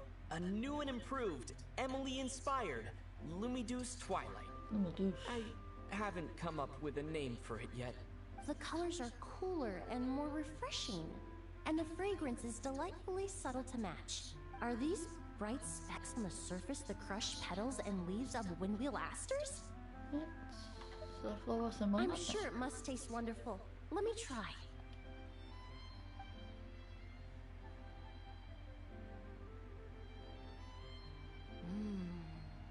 In the language of flowers, the windwheel aster represents the visible winds. Your cocktail not only captures their form, but also the fragrance they carry. Therefore, I suggest you call this drink Windborne Bouquet. The winds and clouds of Mondstadt swirl together in the glass, leaving behind enchanting traces of fragrance. Perfect name for it. Master of Perfume. Really? Perhaps it's just a habit of my profession. I'm glad you like it. Now it's time to slowly savor this masterpiece. Hey, we did it. Thank you so much. This trip to Mondstadt has been so rewarding. This is the most memorable cocktail I've ever had. Yay! Once I get back to Fontaine, I will attempt to recreate this moment as both a fragrance and a perfume. I'm honored. Once I've perfected the recipes, I hope you'll do me the honor of being the first customer to experience these new products. Until then, I look forward to seeing you in the Court of Fontaine.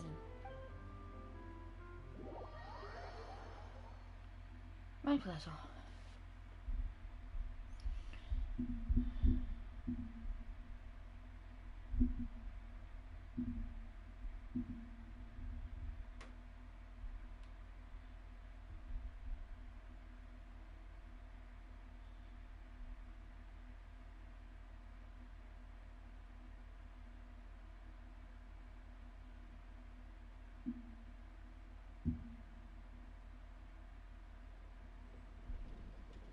Hi.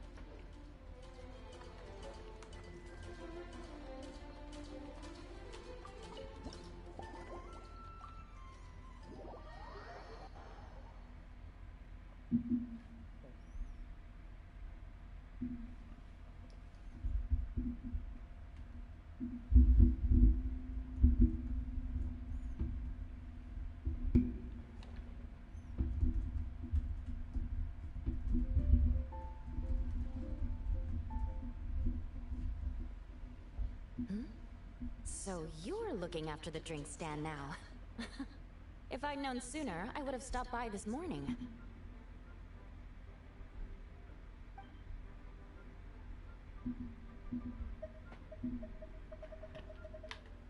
anytime you need a drink, I'm here to serve. I've got to say, I'm getting curious. I've heard a lot about your mixology skills. I wonder what kinds of drinks you can mix with the ingredients Glenfiddich has prepared. You've been working extra hard lately, haven't you? I don't have much of a choice. It's just one thing after another right now. First off, the Knights of Favonius annual combat assessment is coming up. And this year, the standards are higher than ever. As the captain of the reconnaissance company, I have to lead by example. At the very least, I need to rank as one of the top 3 captains in the practical portion.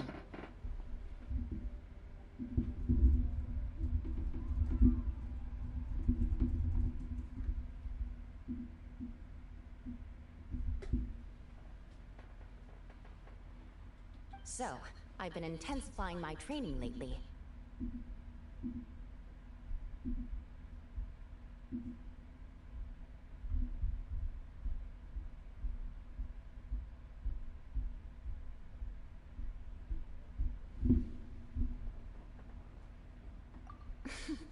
Being a descendant of sinners means I have to work hard to maintain my position. I'll have you know I've never once neglected my duties.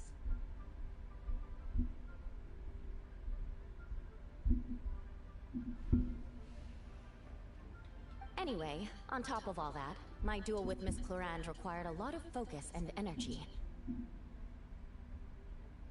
Learning how to turn defense into attack and seize the initiative when facing a combined assault from sword and musket. Even now, I'm still chewing through the details. But in the end, the exchange went well, and both parties learned a great deal. Never mind writing reports from 6 different perspectives. I feel like there's enough worth mentioning to write 24 of the things. Oh, I sure could. Anything that'll perk me up would be welcome. I'll leave the details to you.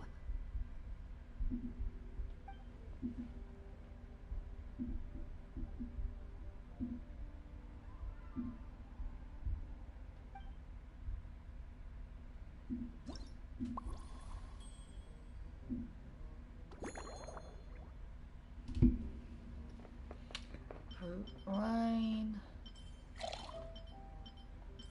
And I don't what's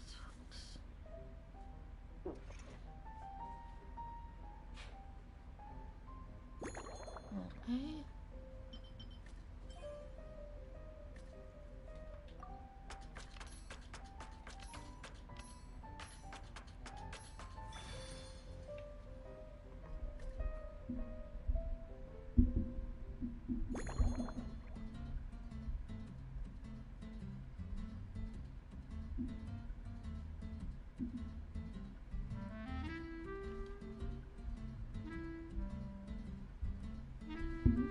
Shake.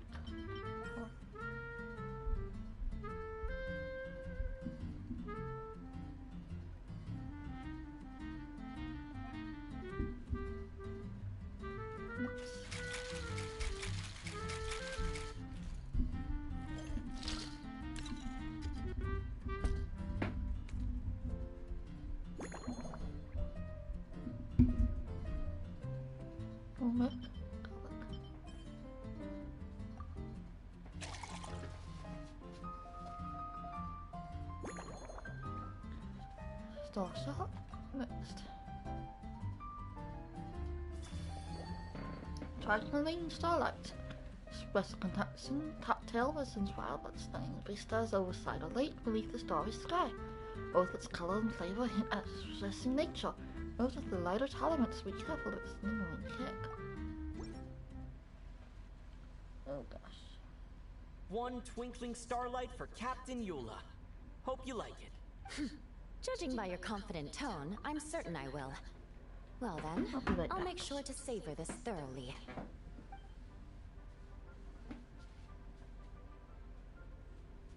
Huh, not bad. Sweet and tingly, with a delightful airiness. The fizzy water really brings it to life. I suddenly feel full of vim and vigor, but just one glass doesn't quite scratch the itch. How about something with a bit more bite?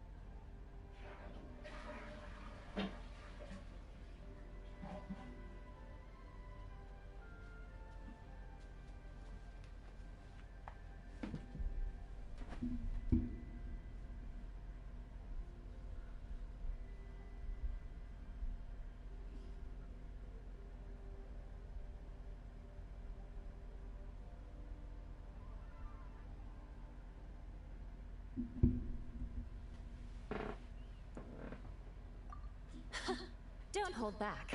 You don't need to worry about putting me on the floor with nothing but a couple of drinks. And try your new creations at my leisure.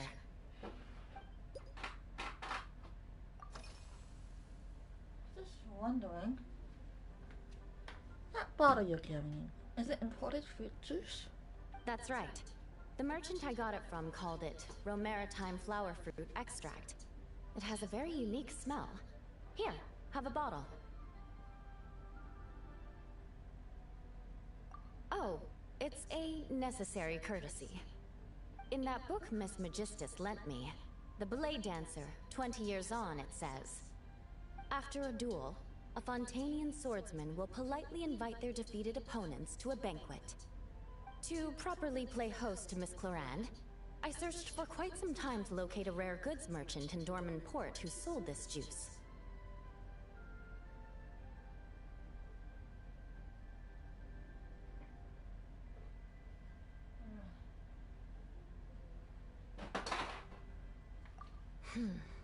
I had my doubts at first, too. But Amber said something that makes a lot of sense. She said that even if this custom doesn't really exist, following it still shows I've made an effort to understand Fontaine's cultural heritage. Besides, who doesn't like trying new things, right? When I gave it to her at our post-training banquet, Miss Clorand really did enjoy this juice.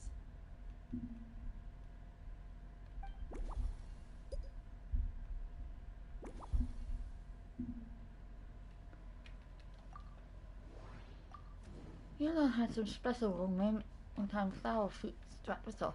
Gave me a bottle to keep. Yula likes the fresh fruity flavor. I could probably find a way to incorporate it into a drink. Latest experience seemed to be something worth remembering for Yula, so I should find a way to reflect that in her drink. Or we'll tease out some threads of inspiration from our discussion and then try to piece them all together.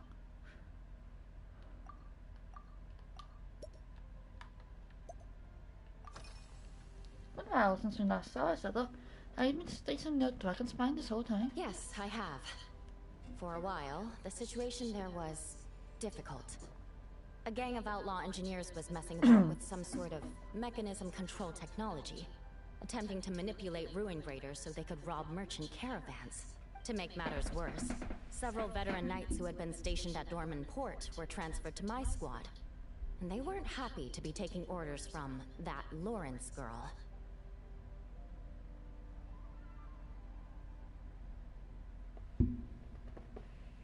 Leading them on this mission was quite eventful.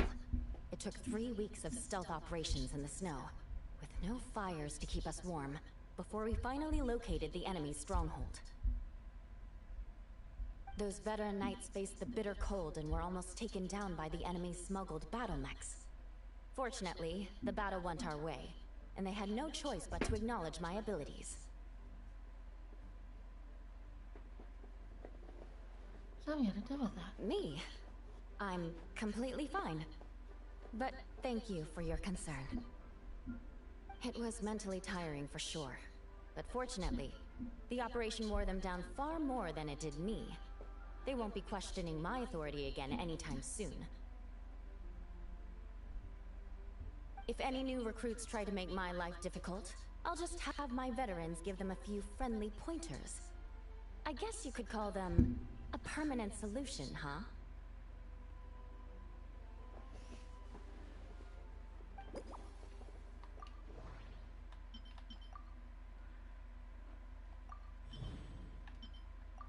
Every region has its own signature flavors, and the sword techniques of Mondstadt and Fontaine have their own distinct character too.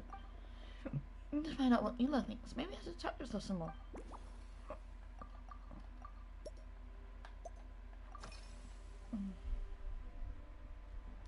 What do you usually eat when you're busy? If you want to know what I've been eating recently, I'd better start by mentioning the logistics company's latest revolution.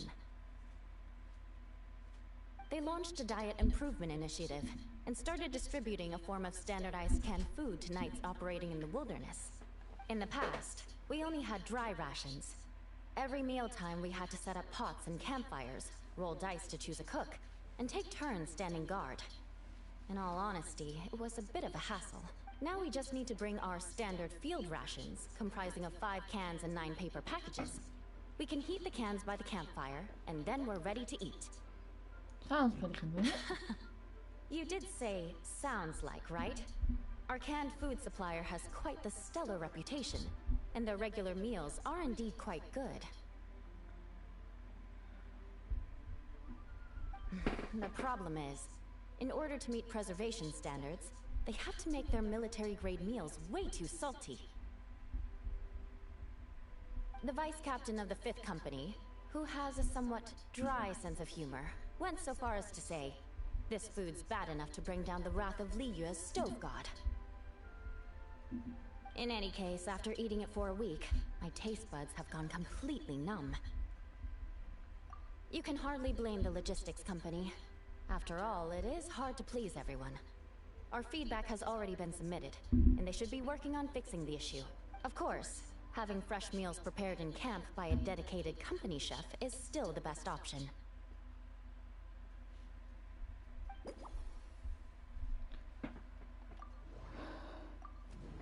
How demanding her duties in Dragonspine has been, Yula probably hasn't had time to fully recover. To help Yula replenish her strength, I can replace the cool tasting wolf foots with some more cocoa. Yula brought up the canned raisins she'd been issued recently. Apparently they were so salty they left her taste buds numb. I mind, probably removed star salt from the mix. Yula sees a coating of salt on the rim of glass, might make her feel faint.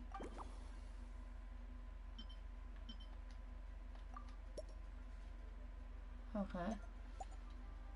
I only have... any reason... let me bet that one.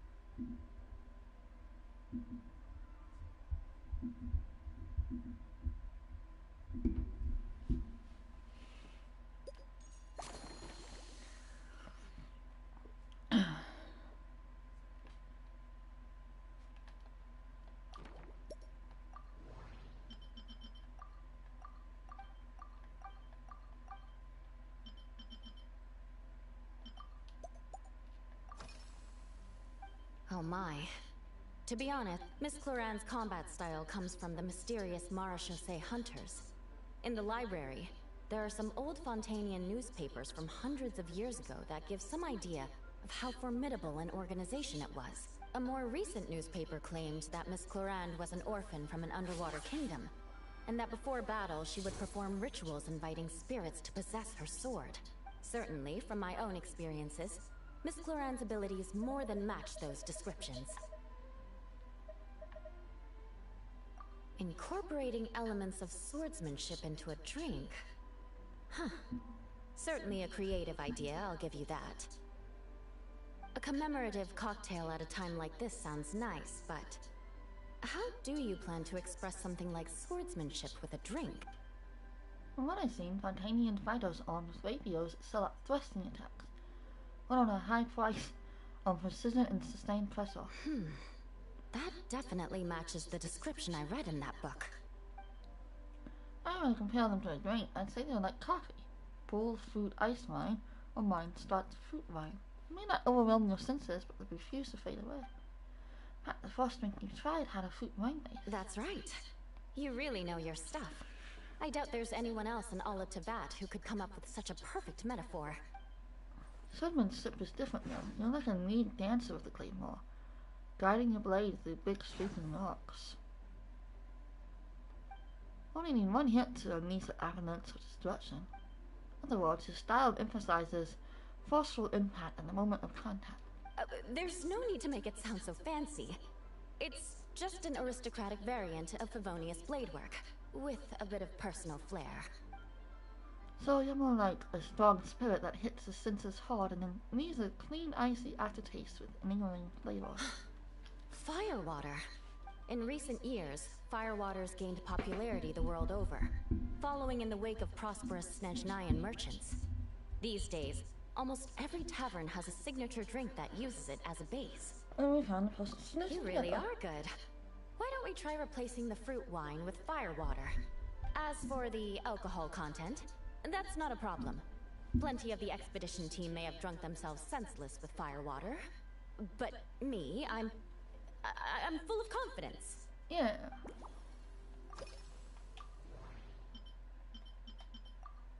About the differences between Leather Cloran's blade work. We can represent this in the mouthfeel of Leela's strengths.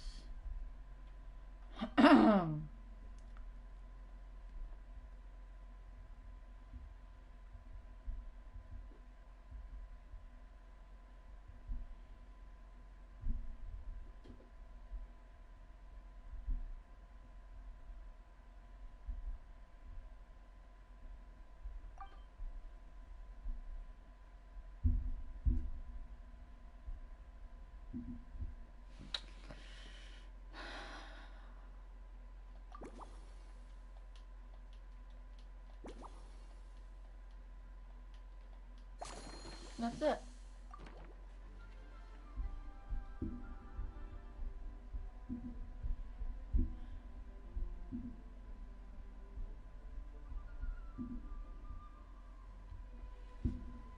think I don't need to know exactly what I need to know for fall. Brilliant.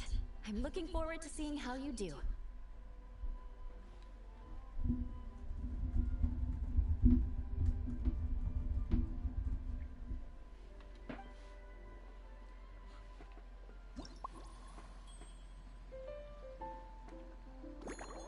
Firewater.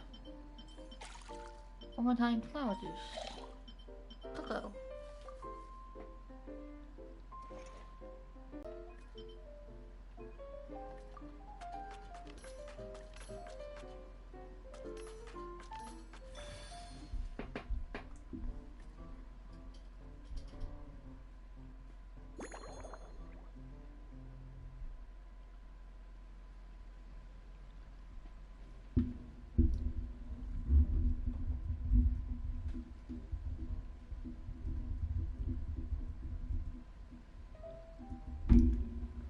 Shake hard.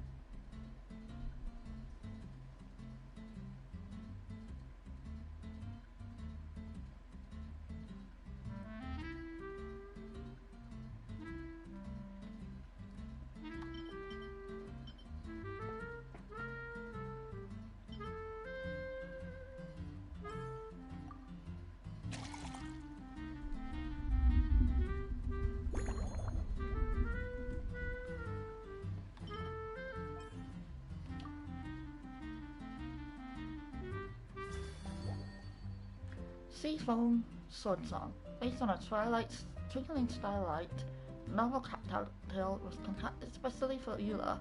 Eula's swordsmanship is like a rolling rocks. She strikes with the force of an avalanche, yet Cornelius' Florence's are clean and elegant. This bold approach is reflected in her drink preferences. To match her style, the drink prepared combines ice pour flower water, almond Hawaiian flower juice, steeped in commemorative meaning, and restorative cocoa to replenish her energy and banish fatigue, creating a true dance flavors. Since this blend is inspired by the Spindrift Knight's dancing blade, Seafoam Sword Song felt like the perfect name.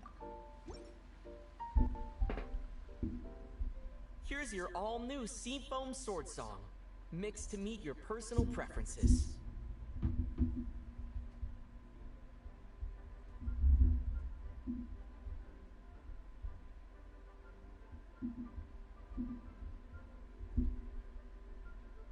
Oh my, what beautiful colors. And you even added my romaritime flower fruit extract.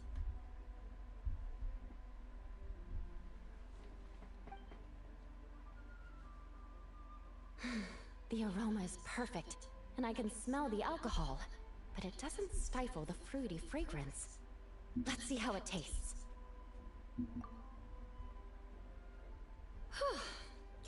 Give me a moment to come up with the right words. I need to think carefully. I know it's unbecoming of a lady, and a proper connoisseur would savor their drinks slowly. But I'm sorry, this is just too good to be true. Can you mix me another? Of course, feel free to order as many as you like. And so, you were lost in friendly conversation. Oh, no, what was I going to say? I've completely lost my train of thought. Oh, whatever. I feel fantastic. This cocktail. Oh, it's the best I've ever had. I think I'm gonna head home and get some sleep. Do you think you maybe had one too many? Don't worry about me. This is the happiest tipsy I've been in years. I'm still far from being drunk. By the time I've written up those reports from my exchange with Miss Clorand, I'll have been on duty for 3 months straight. Jean, the acting grandmaster. Isn't it about time she gave me some time off? I won't be forgetting this injustice in a hurry. You mark my words.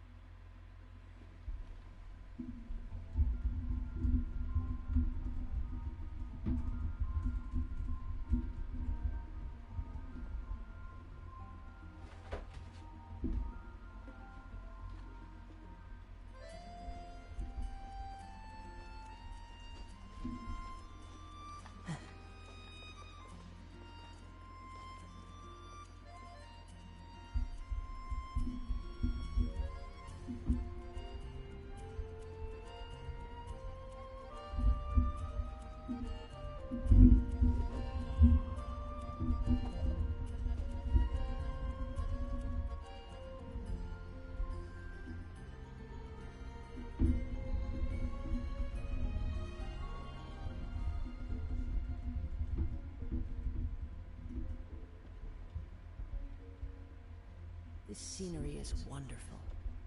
Surely enough to convince anyone to become a wanderer.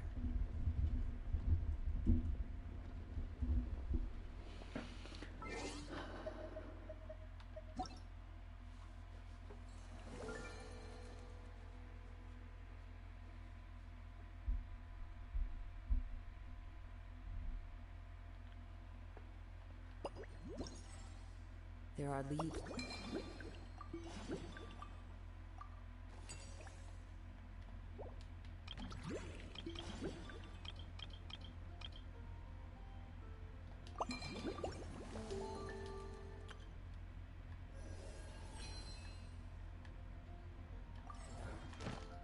And I know just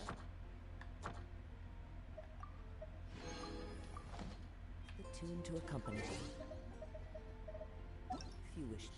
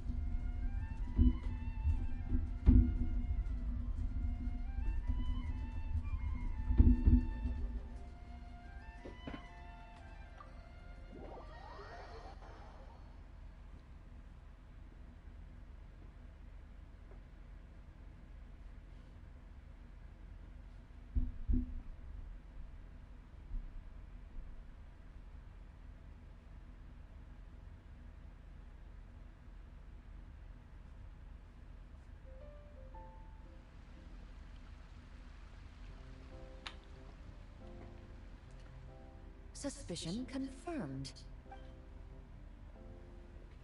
While patrolling the area, I was sure I'd sensed a familiar presence, so I came over to take a look. And sure enough, here you are.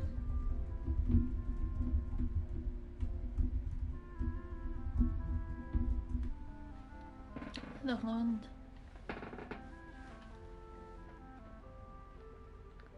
If Miss Charlotte were to see you like this, I'm guessing she'd take 100 pictures and write up a report. Sword-wielding traveler's secret side hustle. Exclusive cocktails from Tevat's Explorer Extraordinaire. You'd make the front pages of every major newspaper. And there'd be crowds of Fontanian tourists flocking to your drink stand, causing gridlock on the streets of Mondstadt.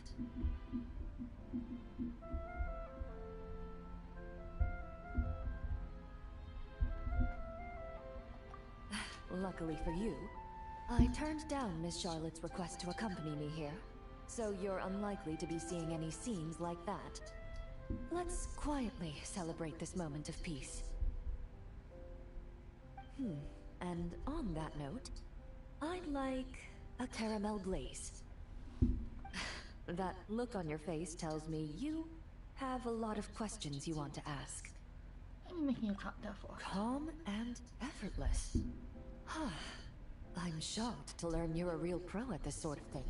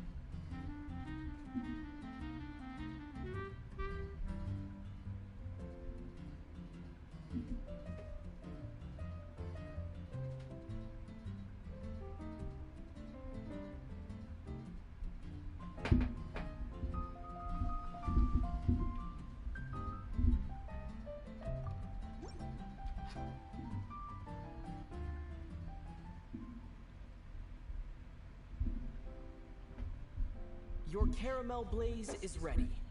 Try not to drink it all in one go.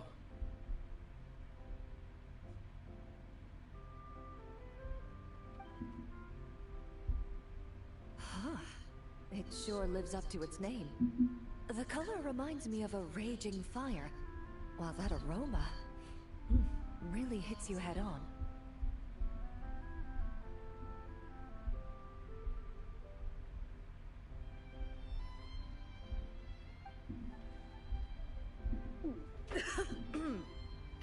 It's quite strong.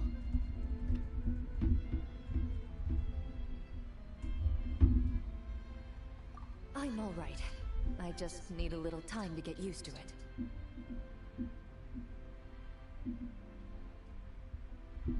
As I recall, the last time I drank alcohol was at a wine tasting event that Navia invited me to last year. I only had a small sip of Sassica wine, and it was nowhere near as strong as this concoction of yours.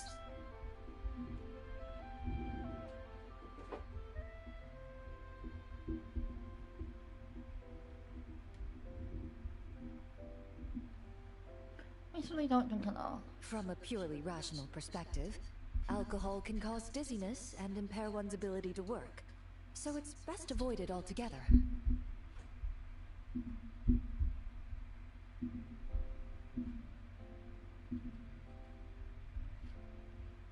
But when Miss Farina saw me off at the docks, she mentioned that Mondstadt is the land of wine and poetry.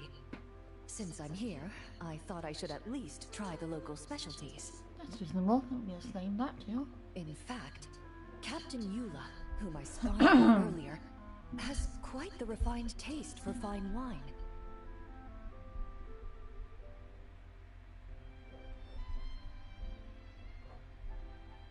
She even gifted me a bottle of Romaritime flower fruit extract, which is no longer produced in Fontaine, and can now only be found overseas.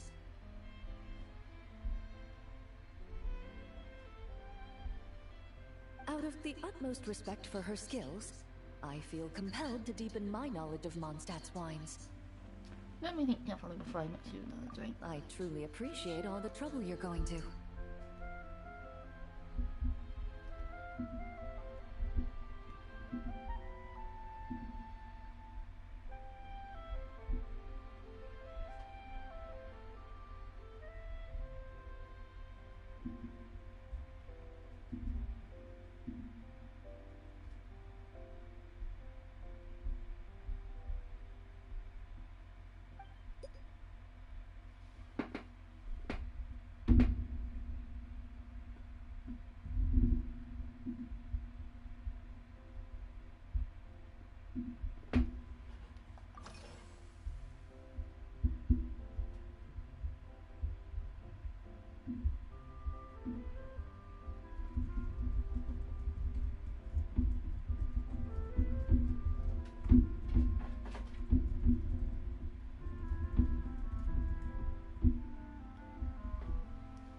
Huh?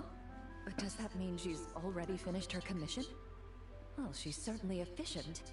Once I return to Fontaine, perhaps I can let Sijui know that I'd be happy to purchase her latest perfume.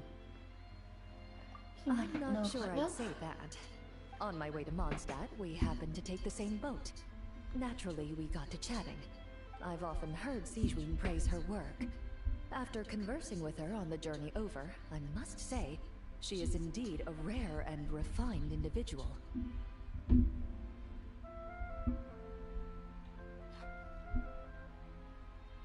She's gentle and composed, yet keeps others at a distance. Perhaps it's due to her profession. I find this approach ideal. It allows one to maintain a lasting sense of inner peace.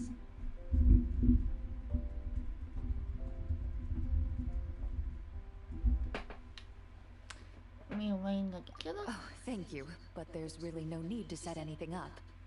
Our work rarely intersects, and our social circles hardly make for a Venn diagram, if you know what I mean.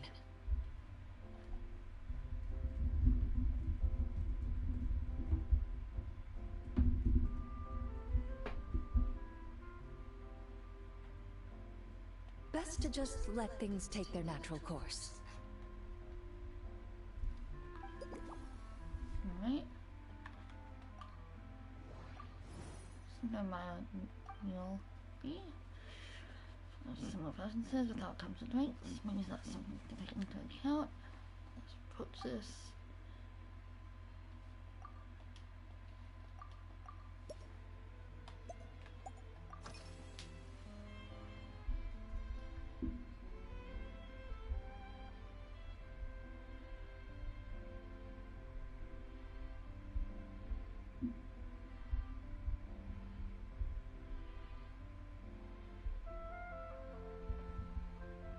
From the Knights. Indeed it is. The Knights codenamed Hazelnut 3 and Hazelnut 5 gave me this crest. I must say, it's exquisite.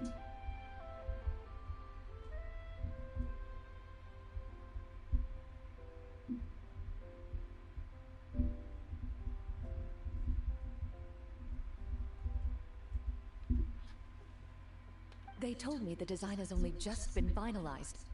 Apparently, it's only presented to important guests.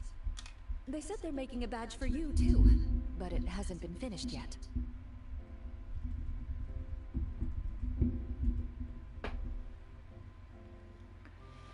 I've never heard of these two. You're not wrong. I guess it's similar to how I can't remember the name of every clerk in the Palais Mermonia.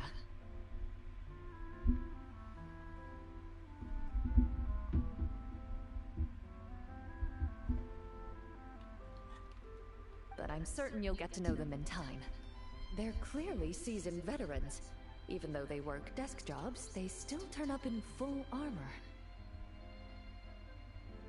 After handling my affairs, they headed to the tavern for a gathering, saying they wanted to continue last night's duel and determine who had the highest alcohol tolerance.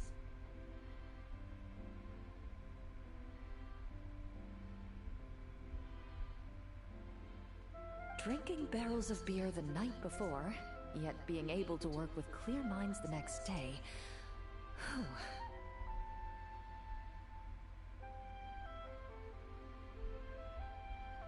So what you're saying is, while Mondstadters may seem carefree, they actually have an admirable ability to know their limits when it comes to drinking.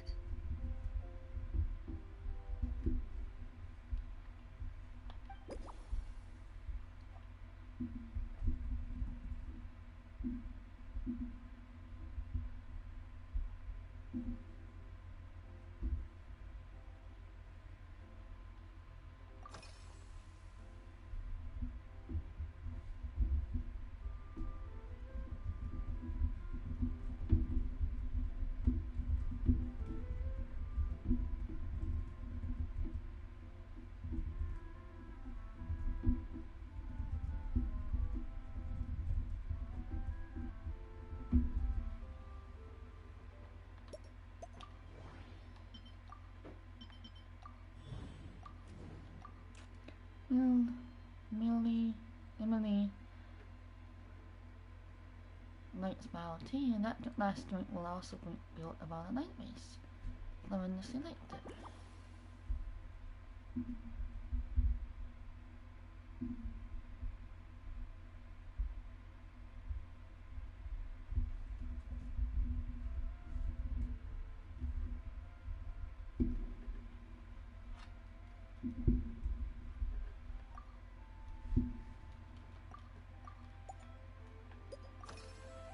Wasn't Mondstadt yet? I've seen a little. I took a stroll around the city the first day I got here. Navia's done some rather extensive research on this place.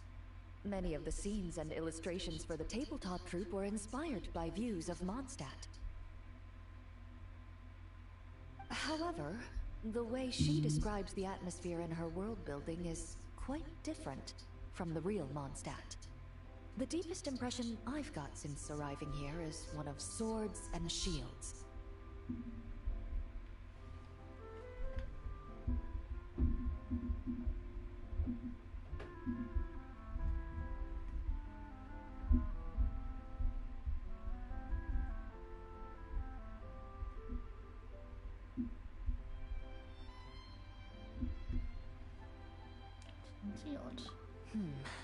Perhaps because I've mostly just visited the blacksmith and the training grounds.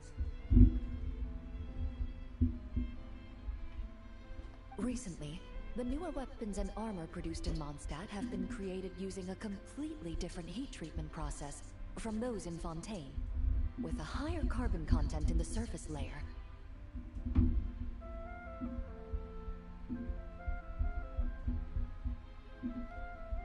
While this has slightly reduced their overall toughness, their impact resistance has greatly improved. These newer weapons give off a smell like overbrewed coffee. Perhaps it's because that scent gave me such a positive first impression. You see, Fontaine's signature metalwork is often coated with a protective agent that contains Marcotte.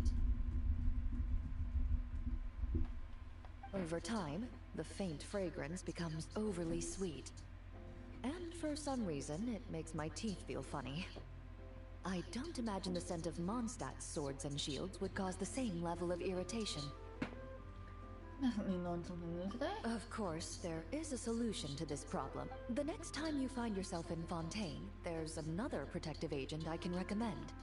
One that's as neutral as water, without any excess fragrance. If you also dislike being bombarded with sweetness... I seem to favor overly sweet fragrances, performing aromas with a salty tint.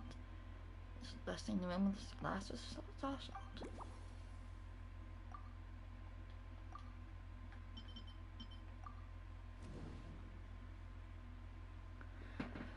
Feel that the night's due to Clement. The wind doesn't usually drink a lot of his, but for Mondstadt upon it, she's at least willing to try. None of that other things. A regular clear milk blaze would be too much. I'll try things a bit.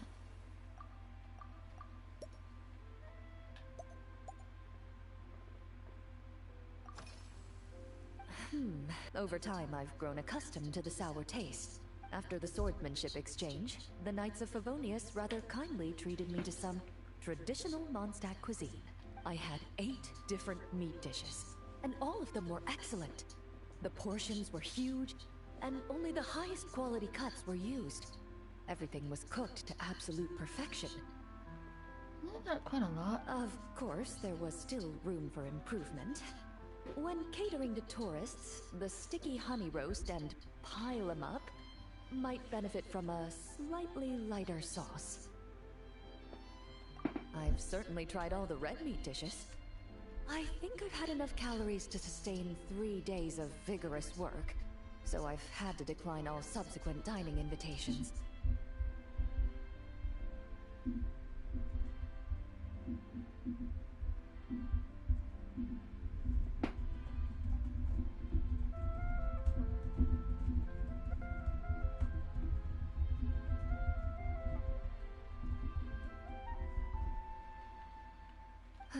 To be honest, I can still taste the grease. There must be a way to cleanse my palate.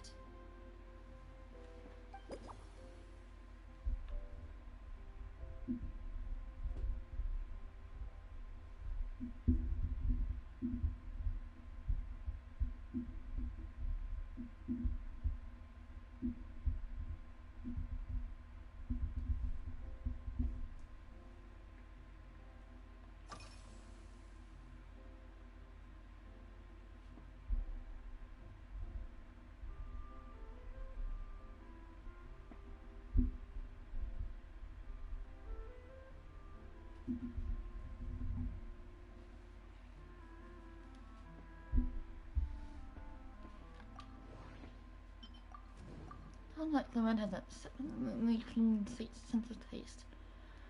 Just a hint of sourness. Mulberries are sweet with a hint of sour, while roofed hooks are just the opposite of sour with a hint of sweet. Right before the latter. That's 4. Let me do that one.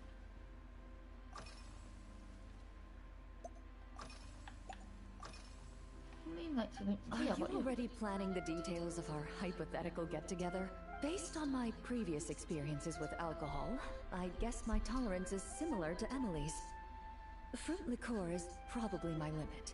So when the time comes, I think you'd be best off mixing similar drinks for the both of us.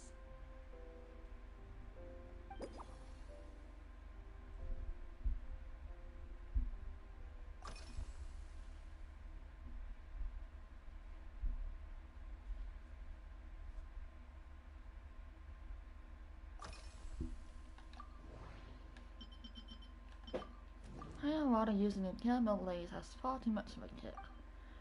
Glazing the fire water with something fruitier. Yeah. Not all of them? Let's go.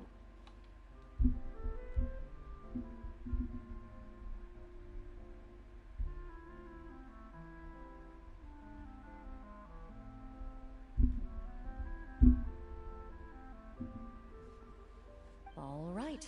I'll make sure I'm mentally prepared. Even if it's still a bit strong, I'll do my best to finish it.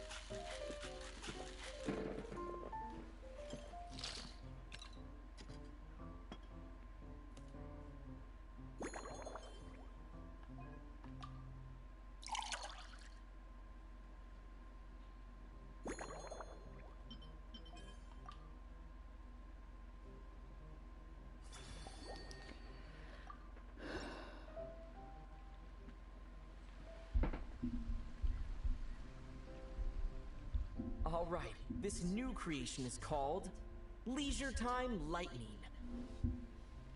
A cocktail made exclusively for champion duelists. Enjoy.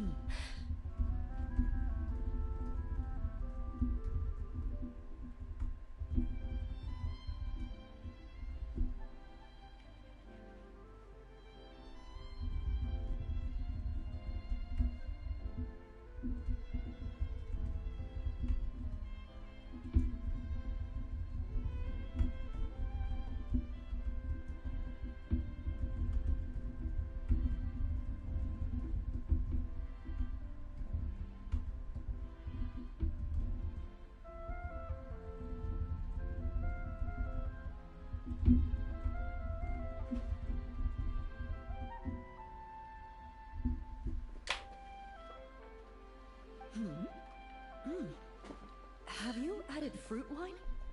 It tastes wonderful. This is ideal for me.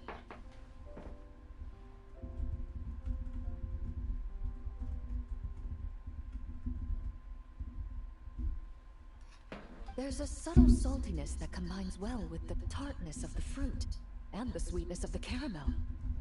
Each sip balances delicately on the edge of perfection. The color of the wine also fits well with the name, and the lightning imagery contrasts with the fiery nature of the caramel glaze.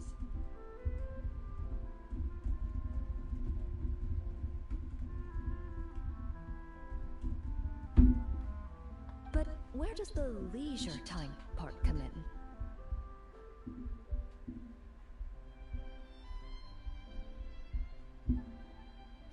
Don't you find mine start being easily pleased? I see. That certainly matches the impression this cocktail gives me. Its unique aroma and taste will hold a special place in my memories of Mondstadt. Do you think, if the chance were to present itself, you'd be interested in mixing drinks somewhere else? A cafe, for instance, or the Hotel de Boer? Mostly for Navia and Miss Farina's sake.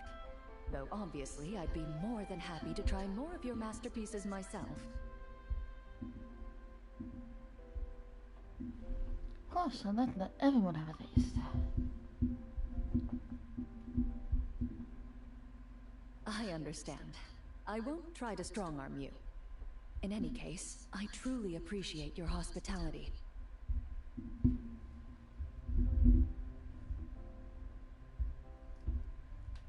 Thanks to you, whether I'm summarizing the key lessons from my exchange with Miss Eula, or discussing strategy with the Knights of Favonius, I'll be in my best condition.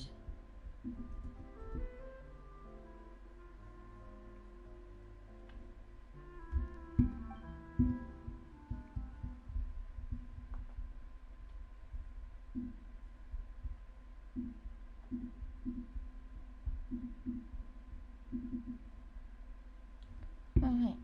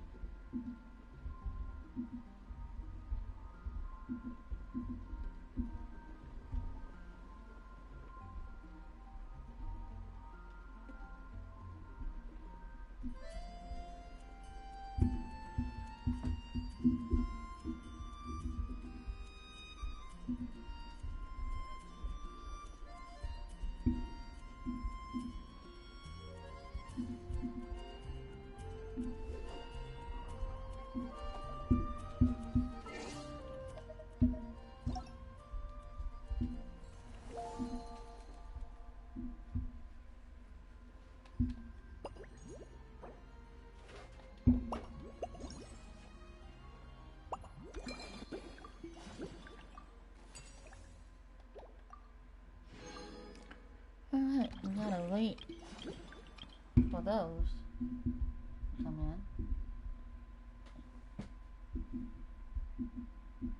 Oh no. Why did it stop?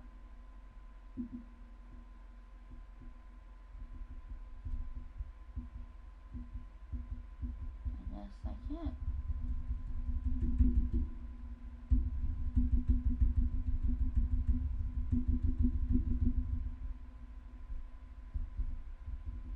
I didn't realize it stopped. Aw. Sad.